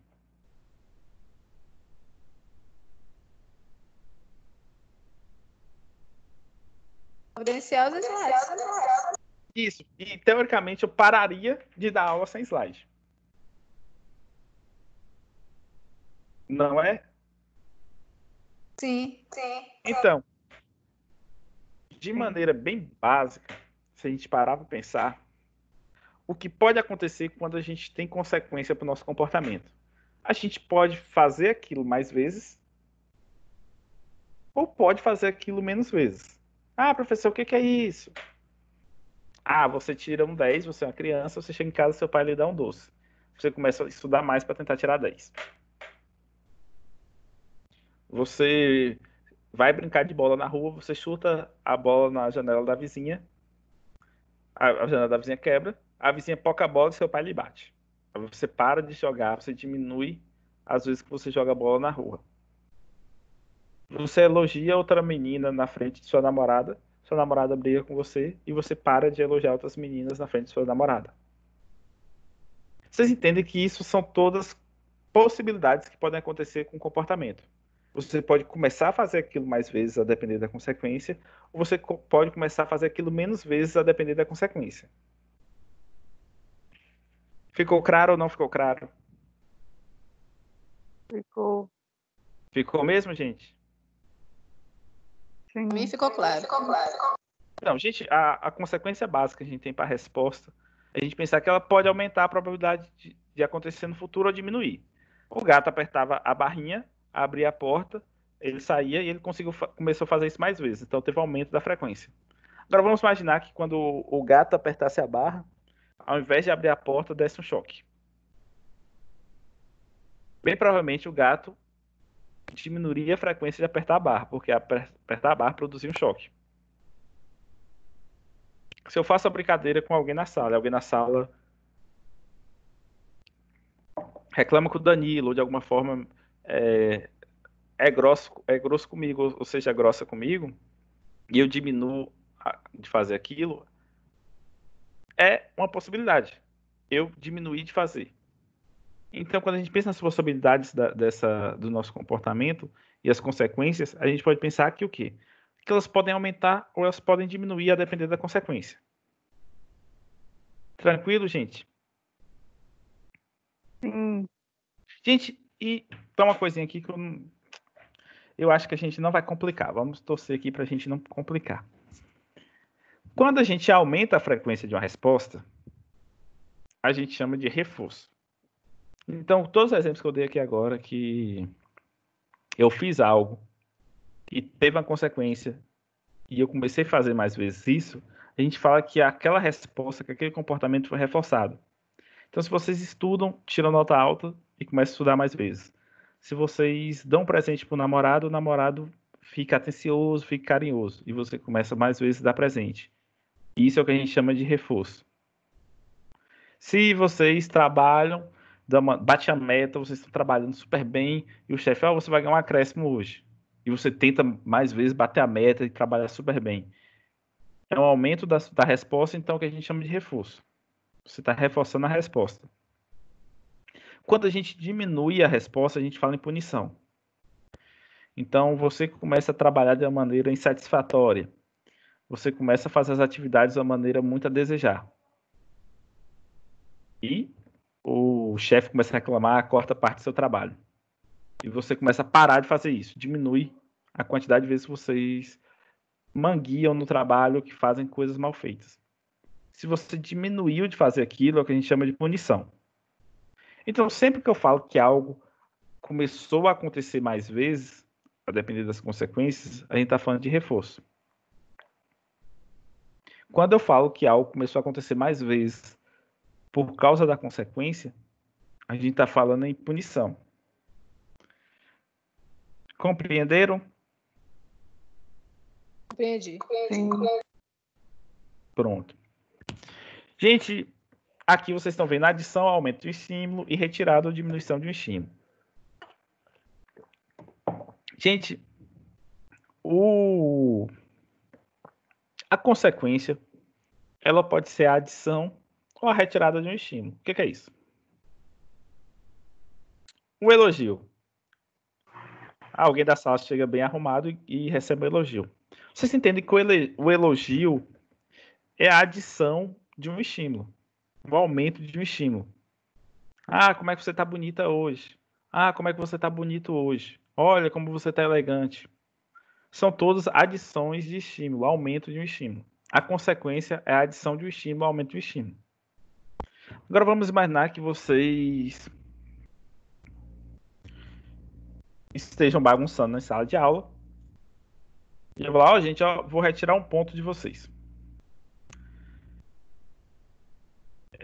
Essa retirada de um ponto, eu estou tirando um estímulo. No caso, seria o ponto. Se a criança está brincando em casa e começa a bagunçar, fala, fazer a tarefa, não, tá bom. Tirei o videogame. O tirar o videogame é a retirada de um estímulo. A consequência foi a retirada de um estímulo. Se ele faz a tarefa e eu dou o videogame, a gente está pensando que a consequência foi a inserção de um estímulo. Tá compreendido? Não tá compreendido? Sim, tá compreensível. Por exemplo, você está conversando sobre futebol, novela, livros com a pessoa, e a pessoa super solícita, respondendo, vocês dando super bem, vocês falando de um autor nacional que escreve livros que ninguém conhece, mas que vocês dois conhecem e os livros são excelentes. Vocês estão se identificando, aí você vai lá e comenta alguma coisa. Ah, mas você viu aí o que Lula ou Bolsonaro fez? Aí na hora a pessoa, sabe, assim, fica toda fria, para de ter essa como é que eu posso dizer? Aquela animação, aquela solicitude que ela estava tendo na conversa.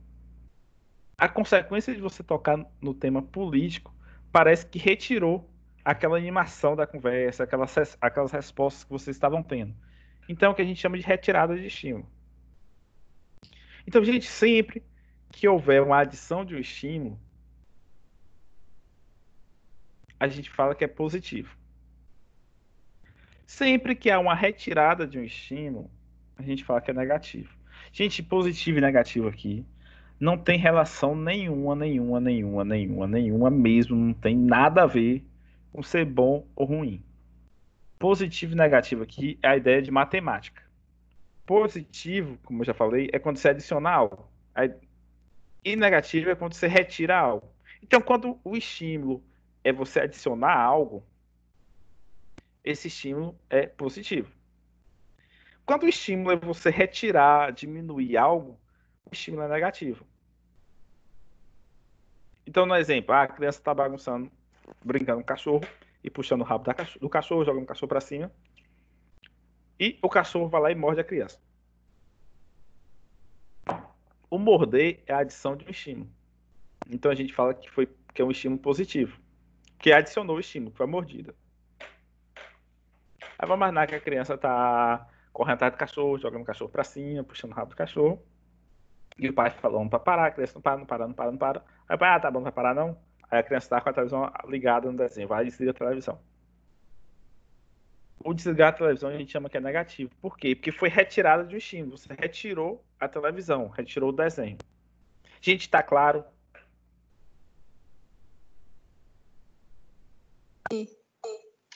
É, porque presencialmente o pessoal teve muita dificuldade de ser mais passado nisso. Então vamos ver se ficou claro mesmo. A gente vai discutir isso aqui agora. Gente, o que é reforço? É quando você adiciona estímulo. Não. Quando a gente adiciona um estímulo, a gente está pensando em positivo. Mas o que é reforço e punição que eu falei no começo? Aumento ou a diminuição do estímulo? Não, ó. Reforço é aumento da resposta, do comportamento. Então, se você começou a fazer aquilo mais vezes, é reforço. Se você começou a fazer aquilo menos vezes, é punição.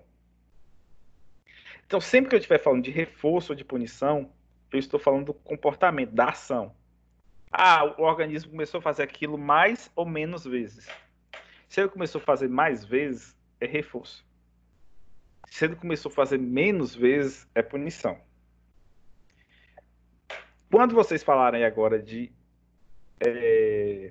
adição e retirada do estímulo, é a terminologia que a gente usa de positivo e negativo. Se você começou a fazer mais algo pela adição de um estímulo, a gente fala que é reforço positivo. Então, o que era isso? O exemplo de que alguém de vocês cheguem bem arrumado, aí você chega o porteiro, como é que você tá bonito hoje? Aí vocês passam para a secretaria, Danilo, olha como é que você vê gato hoje. Aí vocês começam a fazer isso mais vezes. É reforço? É. Por que é reforço? Porque vocês começaram a fazer isso mais vezes. E por que é positivo? Porque a consequência de ir arrumado para a faculdade foi a inserção de um estímulo. Foi a adição de um estímulo, que foi os elogios. Que foi Danilo falar que você tá gato, que o porteiro falar que você tá bonito, que os colegas da sala elogiarem. Agora vamos para na outra questão. Você vai apresentar um seminário e você sempre vai apresentar o seminário e de alguma forma você está falando sobre um tema e eu estou lá avaliando. Gente, eu não faria isso, mas vamos supor que eu faria. E tá lá vocês falam, não, porque o direito penal, o direito contemporâneo, a constitucionalidade dos princípios penais, e vocês falando e eu, sabe, tipo, balançando a cabeça. Vocês falando, eu balanço na cabeça.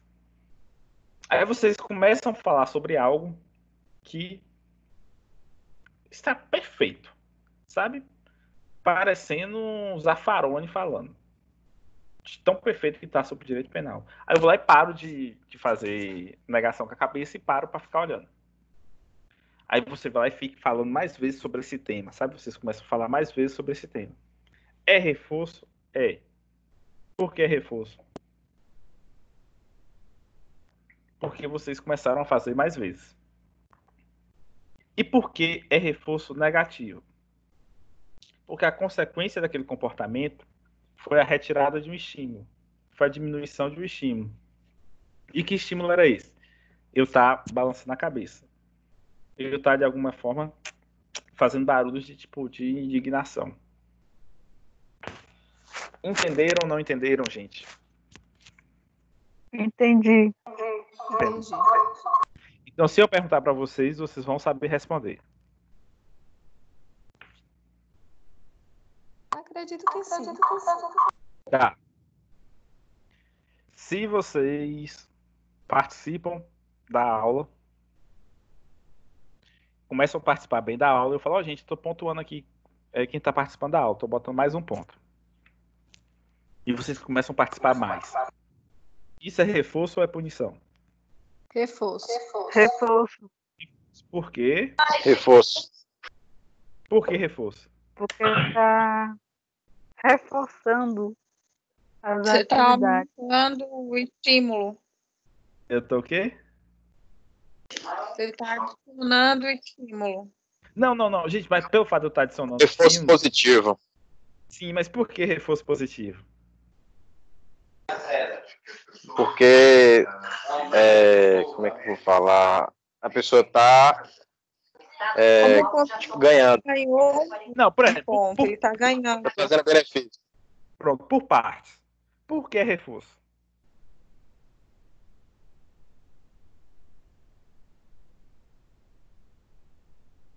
Estimula a gente a participar mais da aula.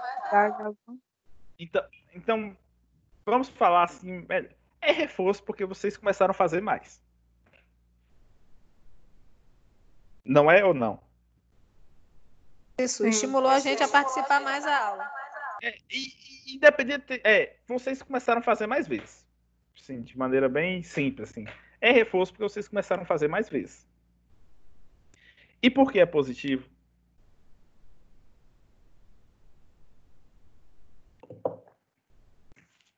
Menos vezes. Por que é positivo? Porque aumentou o estímulo. Que foi o ponto. E vai fazer mais.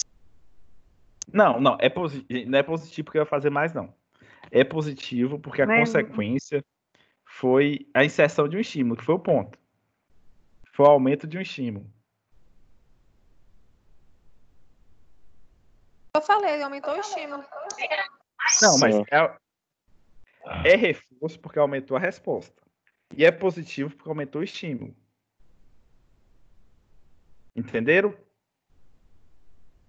Foi isso Ou que eu não? falei. Não, gente. É porque no começo vocês falaram que era positivo porque começou a fazer mais. Ou era reforço porque aumentou o estímulo. Não, é reforço porque aumentou a resposta. Você começou a fazer mais vezes. E é positivo porque aumentou o estímulo. Não entendi. E desculpa, e se vocês falaram isso, pode ser que eu não tenha entendido o que vocês falaram no começo assim. Então vamos andar um pouquinho. Se vocês começam a participar das aulas, sabe, falando muito, vamos supor que eu estivesse dando falta na aula online, que lógico que não está acontecendo de jeito nenhum, que aqui não tem falta. Mas eu estivesse dando falta. Só que toda vez que vocês participarem da aula, eu ia lá e tirava uma falta. Para vocês não perderem por falta. Vocês participavam da aula, eu ia lá e tirava a falta de vocês. E vocês começam a participar mais vezes. Isso é o quê?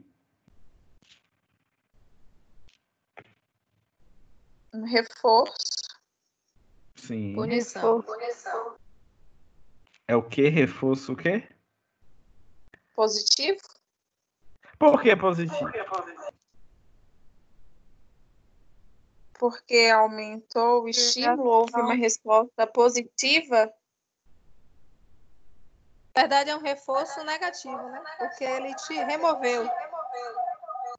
Então, é reforço positivo ou negativo para vocês? Para mim é negativo. Tá.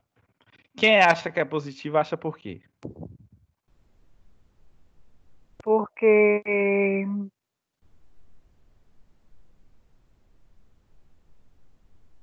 Pode falar, mulher.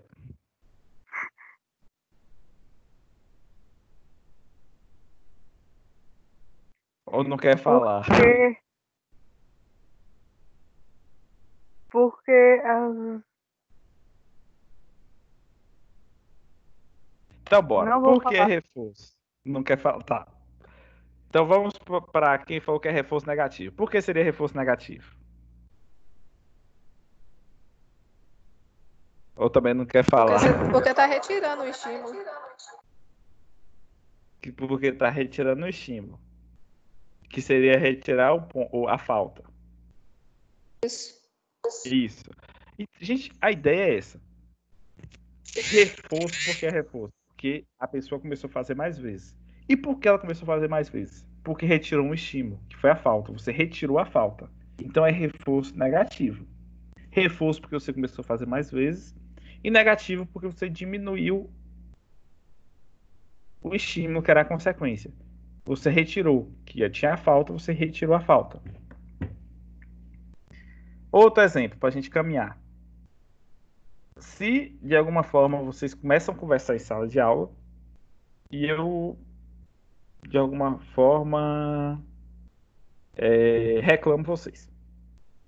Vocês começam a conversar, falar, gente, é absurdo. Vocês pagam mensalidade cara para vir para a faculdade só para conversar, para ficar fazendo brincadeira em sala de aula. Uma turma de adultos, não era para ver isso. E a sala vai lá e para de bagunçar. É punição ou reforço? Pra mim é punição. Todo mundo acha que é punição. Alguém acha que não é. Alguém não acha nada. Pra mim é uma punição positiva porque você está adicionando um estímulo. Então é punição positiva porque está adicionando um estímulo. Gente, todo mundo Pra eles entendeu como... parar de fazer zoada na aula. todo mundo entendeu como punição positiva ou não entendeu dessa forma. E eu não vou perguntar por quê. Vocês podem responder tranquilamente.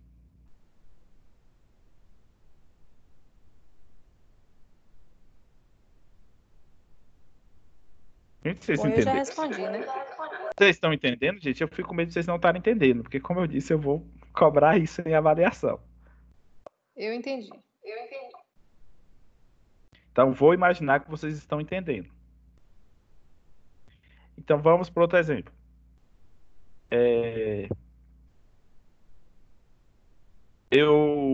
Vocês acabaram de apresentar um seminário, todo mundo tirou 10.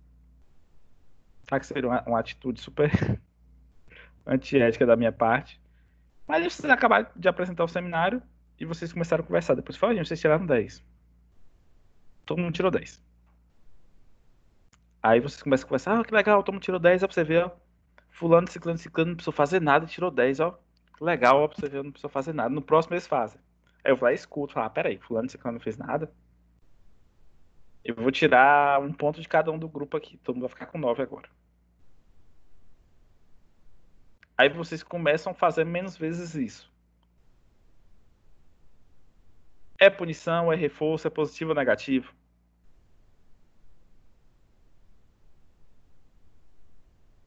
Calma, deixa eu ver. Reforço. Reforço, por que reforço? Eu falei que eu não ia perguntar. Você quer falar por que reforço?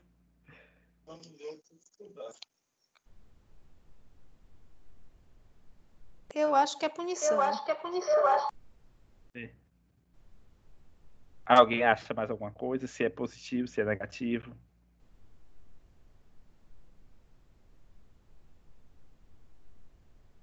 Gente, e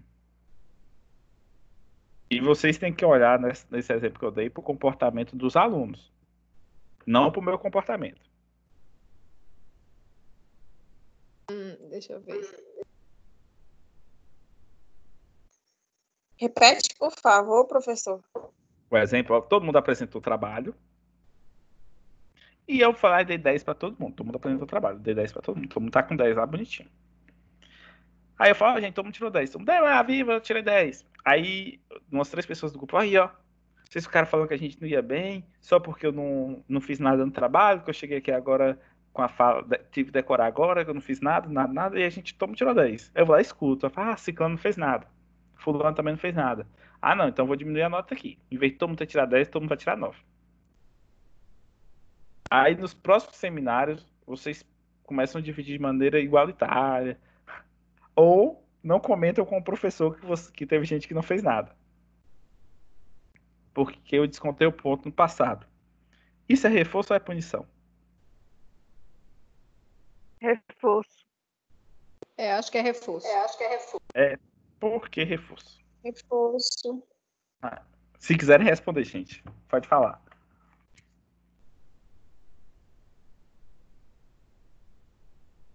Acho que é reforço porque o senhor estimulou a gente ou a não contar que os alunos não fizeram nada ou a dividir o trabalho correto. Não, gente, mas ó, tá. Mas primeiramente, eu não sei se vocês compreendem dessa forma que eu vou falar aqui agora. Mas nesse exemplo, Eu não estimulo, em regra, eu não estimulei vocês a, a dividir igualitariamente as tarefas. Eu não estimulei vocês a ensaiarem antes. Teoricamente, eu puni o comportamento de vocês de não fazerem isso. Ou complicou. Porque vamos dar um exemplo. A criança vai lá e quebra um copo. E o pai bate na criança. Quando o pai bate na criança, teoricamente, ele está ensinando ela a não fazer aquilo.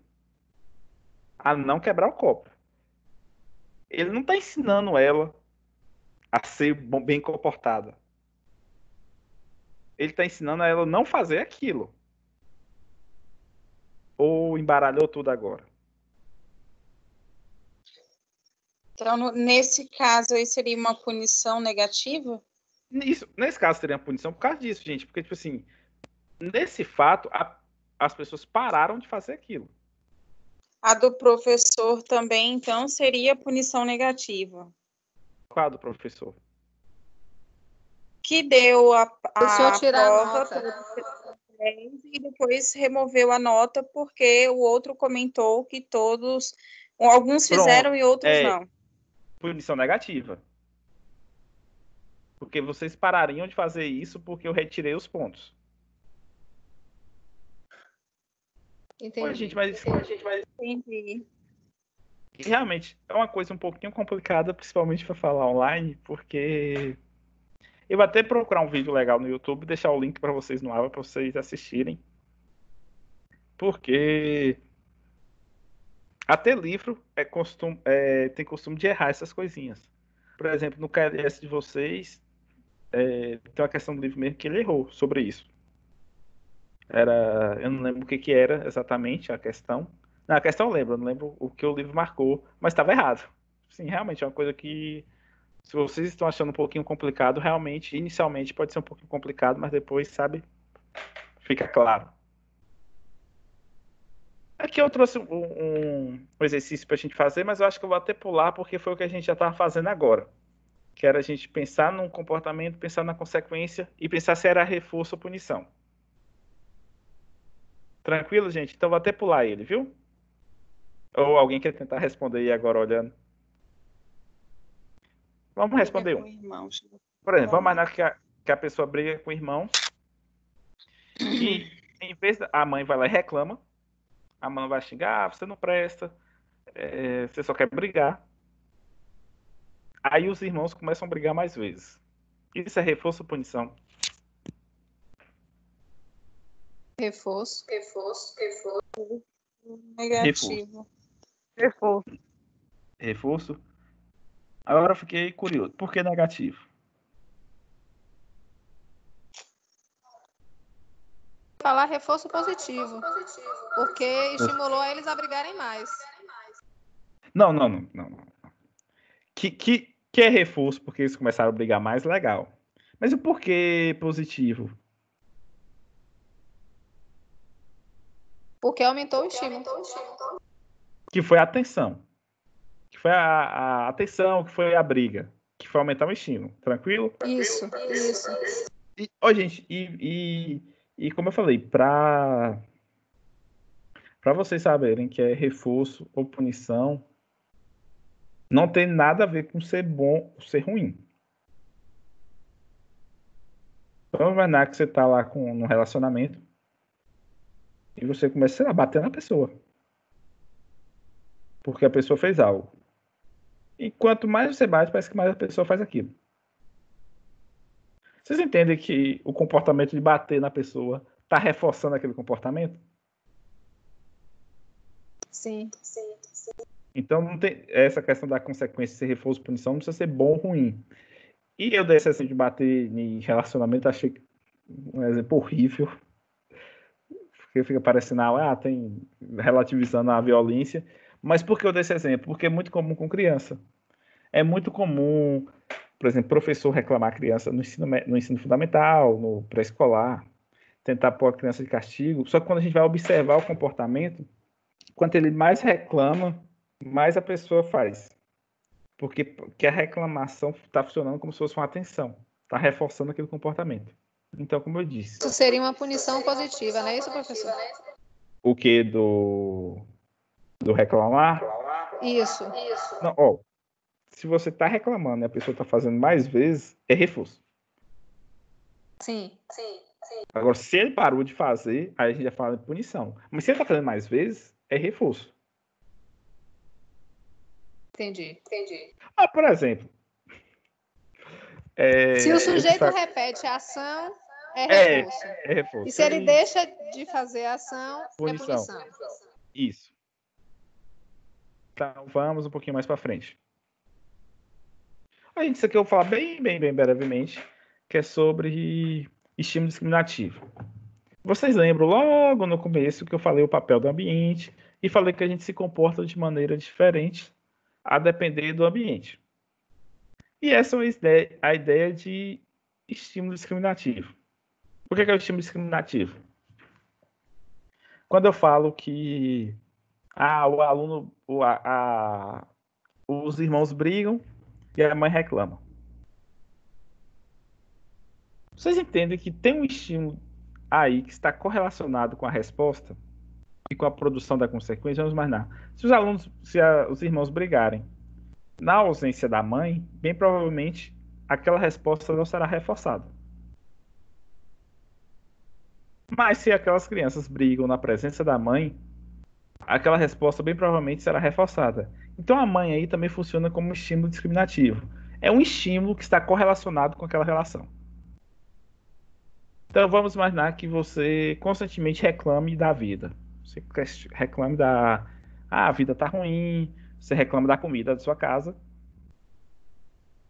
Mas você sempre reclama quando não tem ninguém à mesa. Tá só você e seu irmão. Você nunca reclama na presença dos seus pais. Porque parece que a mesa só com você e seu irmão é um estímulo discriminativo para você saber que aquela resposta pode ser reforçada. Que aí seu irmão fala, realmente a comida hoje está horrível. Mas se a gente pensar na mesa, com você, seu irmão e seus pais, reclamar da comida pode ser visto, pode ser punido. Porque você fala, então você não come, então não vai comer nada, então vai pro seu quarto, você hoje também não vai jogar videogame não, você não vai sair de casa. Então o estímulo discriminativo é esse contexto, esse estímulo que é a ocasião para aquela relação. Eu acho que vocês não entenderam. Ou entenderam? Eu não entendi, não. Pronto. Eu também não. Vamos dar um exemplo. Seria o motivo que causou a mudança? Não. Vamos dar um exemplo mais simples que eu dei no início da aula. A gente ensinava o rato a pressionar a barra. O rato pressionava a barra. Mas no começo eu dei o exemplo do que a gente faz no laboratório de psicologia, que a gente ensina o ratinho. Ah, sim, do rato com a luz e a água. A gente ensina o ratinho a... Tá o botão quando a luz acende para cair a água. Inicialmente a gente ensina só ele a apertar o botão. Depois que ele aprende a apertar a barra, a gente vai lá e começa a ensinar ele a apertar ou com a luz acesa ou com a luz apagada. Um dos dois, né? A gente escolhe. Aí vamos lá que a gente começa a ensinar ele a apertar com a luz acesa. A luz acesa produz água. Com a luz apagada, apertar a barra não produz água. A luz, nesse caso aí, é um estímulo discriminativo que foi correlacionado com aquela consequência. Então, de maneira não muito técnica, é como se o rato aprendesse que apertar a barra com a luz acesa produz água, porque no passado, apertar a água com a luz acesa produzia água e apertar a barra com a luz apagada não produzia água. Esse exemplo deu para compreender? Mais ou menos. Mais ou menos? Então, bora andar mais um pouquinho. Quando eu der exemplo do avaliador do MEC. Danilo é nosso diretor, e Danilo é uma pessoa super legal. Eu conheço Danilo desde quando era moleque. E Danilo também era moleque na época, a gente tem a idade próxima. Apesar de Danilo ser mais velho. Eu conheço Danilo desde novo, E realmente, eu brinco com o Danilo. Se Danilo entrar na sala e eu estiver dando aula, bem provavelmente eu continuo dando aula da mesma maneira. Porque a presença de Danilo várias vezes foi correlacionado a eu fazer brincadeiras. Então, mano, Danilo entra na sala, eu tô dando aula, vai fazer uma brincadeira com o Danilo. Gente, Danilo entrou aqui agora, me lembrou uma história engraçada. Uma vez Danilo namorava com um amigo meu, enfim, aí contar sua história engraçada, todo mundo ri. Eu fazer brincadeira com o Danilo pode funcionar também como estímulo para eu saber que fazer brincadeiras com o Danilo na sala seriam reforçadas. Agora vamos imaginar que entrasse Danilo ou Danilo não, entrasse o avaliador do MEC, que foi o exemplo que eu dei no início. Bem provavelmente eu já tenho uma história com figuras e autoridades que fazer brincadeira nesse momento não seria reforçado. Aí eu não faço. Então, a presença de Danilo funciona como estímulo discriminativo para eu fazer esse tipo de brincadeira. Então, na presença de Danilo, no passado, essas brincadeiras foram reforçadas. Então, isso é o que a gente chama de estímulo discriminativo. É um estímulo que foi correlacionado com uma resposta produzindo uma consequência. Ficou mais claro ou piorou tudo? Ficou mais claro. Ou piorou tudo, gente? Pode ser sincero. Ficou meio xoxo, assim, ficou. Mas, enfim, qualquer dúvida, no final da aula, eu vou perguntar a vocês se vocês têm alguma dúvida, a gente tira, porque agora acho que até as questões.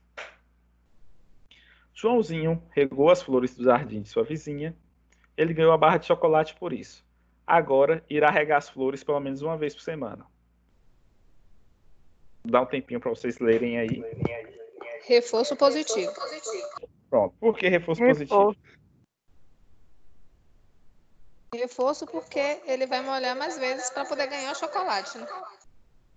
Então ele vai ganhar mais vezes para ganhar o chocolate. Correto? Isso. Pronto. Então, reforço positivo. Ele vai fazer mais vezes porque quando ele fez, produziu chocolate. Agora, bora para o exemplo 2. Maria tentou acariciar um gatinho que estava em cima do muro de sua casa. Este arranhou seu braço. Maria não acaricia mais os gatos. Reforço negativo. Por quê? Porque ele foi arranhado, ela não vai aumentar mais o estímulo.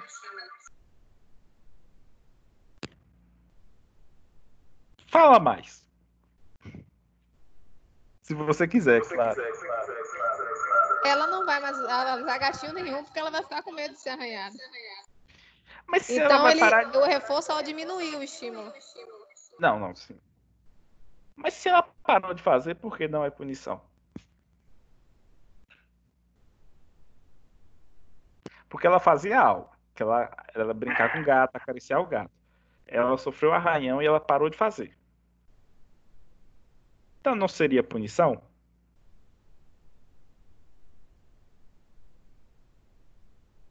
É. Vocês conseguem enxergar dessa forma? Imaginem que vocês estavam fazendo algo. Esse exemplo de Maria, o que é esse exemplo de Maria? Imagine vocês aí na casa de vocês estão fazendo algo. Alguém lhe bate. Sim. Seria uma punição. Punição positiva, porque foi a inserção de um estímulo. Então, vocês estão fazendo algo, vocês apanham e vocês param de fazer aquilo. Punição. É o exemplo de Maria. Gente, quando eu falo apanho, tira ponto, vocês professor, esses exemplos estão muito distantes. Ninguém anda apanhando em casa. Gente, claro que ninguém anda apanhando em casa em regra. Mas eu falo sobre esses exemplos assim, é para ficar mais claro, sabe? O exemplo mais caricato. Poxa, para mim isso fica claríssimo. Eu não apanho hoje com 40 anos. Mas na minha adolescência, minha infância, filho. Apanhava. Porque às vezes, tipo assim, fica parecendo, não quer dizer que eu apanhava sou mais pai. porque eu sempre fui quieta. Mas quando eu falo isso, tipo assim, fica parecendo uma coisa drástica, porque muita gente fala, mas eu paro de fazer várias coisas e não é por causa de surra, porque eu nunca apanhei. Realmente, a gente tem várias outras maneiras de punir uma pessoa. sabe? Várias outras maneiras de punir a pessoa. Punir a pessoa não, punir o comportamento de uma pessoa.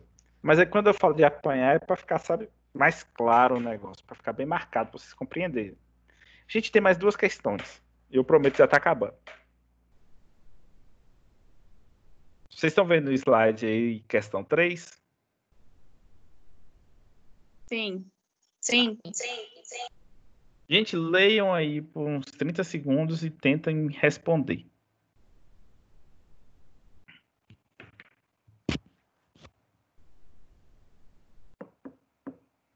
Para mim é a letra B, ambiente e organismo. Ambiente e organismo. Ô, gente, tinha uma curiosidade aqui minha. Vocês têm algum colega que vocês não conhecem? Eu Sim. não conheço nenhum. Isso que eu tava com a dúvida, né? Porque teve gente que entrou já com essa quarentena, né? Foi. Tá. Nossa amiguinha aí mesmo que tá no Conheço vídeo, a Dani meio a gente não por cima conhece pelo ela vídeo. pessoalmente e ela não tá no grupo da faculdade. É porque isso, por exemplo, eu recebi a mensagem que agora parece que teve um aluno que ele não estava sabendo da avaliação. Quando eu entrar em contato com ele, eu vou ver com... Até se ele quer entrar no grupo de vocês, aí eu mando o contato dele para vocês. Isso, se algum deles quiser entrar no grupo da faculdade, Lucas, e você tiver o contato, é só passar para mim que eu adiciono. Pronto, pode deixar. Voltando para a questão, então. Gente, vocês responderam B, né? Não. Isso, eu respondi B. Não. Quem falou não? Ambiente e Não, por quê? organismo. Alguém falou não. Parece que eu ouvi não. Ou foi não com outra pessoa. Não. Primeiramente responderam a letra A. Foi? Alguém falou letra A? Gente, então vamos eliminando. Por que não é letra A? Gente, interação entre organismo e animal. Não. Tipo assim, quando a gente fala em comportamento, realmente é ruim a gente definir. Mas a definição mais próxima que a gente tem, que a gente usa muito de corriqueiramente, é a interação entre o ambiente e o organismo, que seria a alternativa B. Para complicar um pouquinho. Professor, tem como comportamento ser uma interação entre ambiente e animal? Tem. Ou entre organismo e animal? Tem. Mas a gente tem que pensar que o animal aqui funcionaria como ambiente. Então, seria uma interação entre organismo e ambiente, só que o ambiente seria um animal. Mas, enfim, aí é um pouquinho mais, uma discussão mais para frente. E é isso, gente. Alguma dúvida? Todas as dúvidas? Não. Deu para compreender mesmo? Deu. Gente, então tá tranquilo, alguma dúvida, alguém quer fazer um comentário. E hoje, sem falta, eu vou deixar Vou ter que fazer aqui agora. Vou deixar o questionário do Google Drive lá na aula para vocês responderem sobre a disciplina. Não demora nem 1 minuto, e é literalmente nem 1 minuto. 30 segundos vocês respondem. E não precisa identificar. Tranquilo? Tranquilo. Alguma dúvida, gente? Alguma coisa? Algum comentário? Nada. Por que vocês estão rindo, gente? Então, gente, boa noite. Obrigado. Vou corrigir as provas para lançar a nota, porque prova de escrever demora. Então, vou ter um trabalhinho, vou começar a corrigir. E qualquer coisa, vocês podem entrar em contato comigo, viu? Se algum aluno que não estava sabendo da prova entrar em contato com vocês, ou alguma coisa, não conseguir entrar em contato comigo, podem passar até meu WhatsApp. Gente, qualquer dúvida, vocês podem entrar em contato por WhatsApp, por e-mail, por onde vocês preferirem, não tem problema. Comigo, eu não sei os outros professores se deixam entrar em contato por WhatsApp. Comigo, vocês podem ligar. Pode falar, Márcio. A net caiu aí, ela mandou avisar. Tranquilo. Não, tranquilo. E aí, gente, qualquer coisa que vocês quiserem falar, podem entrar em contato, qualquer dúvida, viu? Vou encerrar aqui a gravação e boa noite para todo mundo, viu? Boa noite. Ok, boa noite. Boa noite. Boa noite.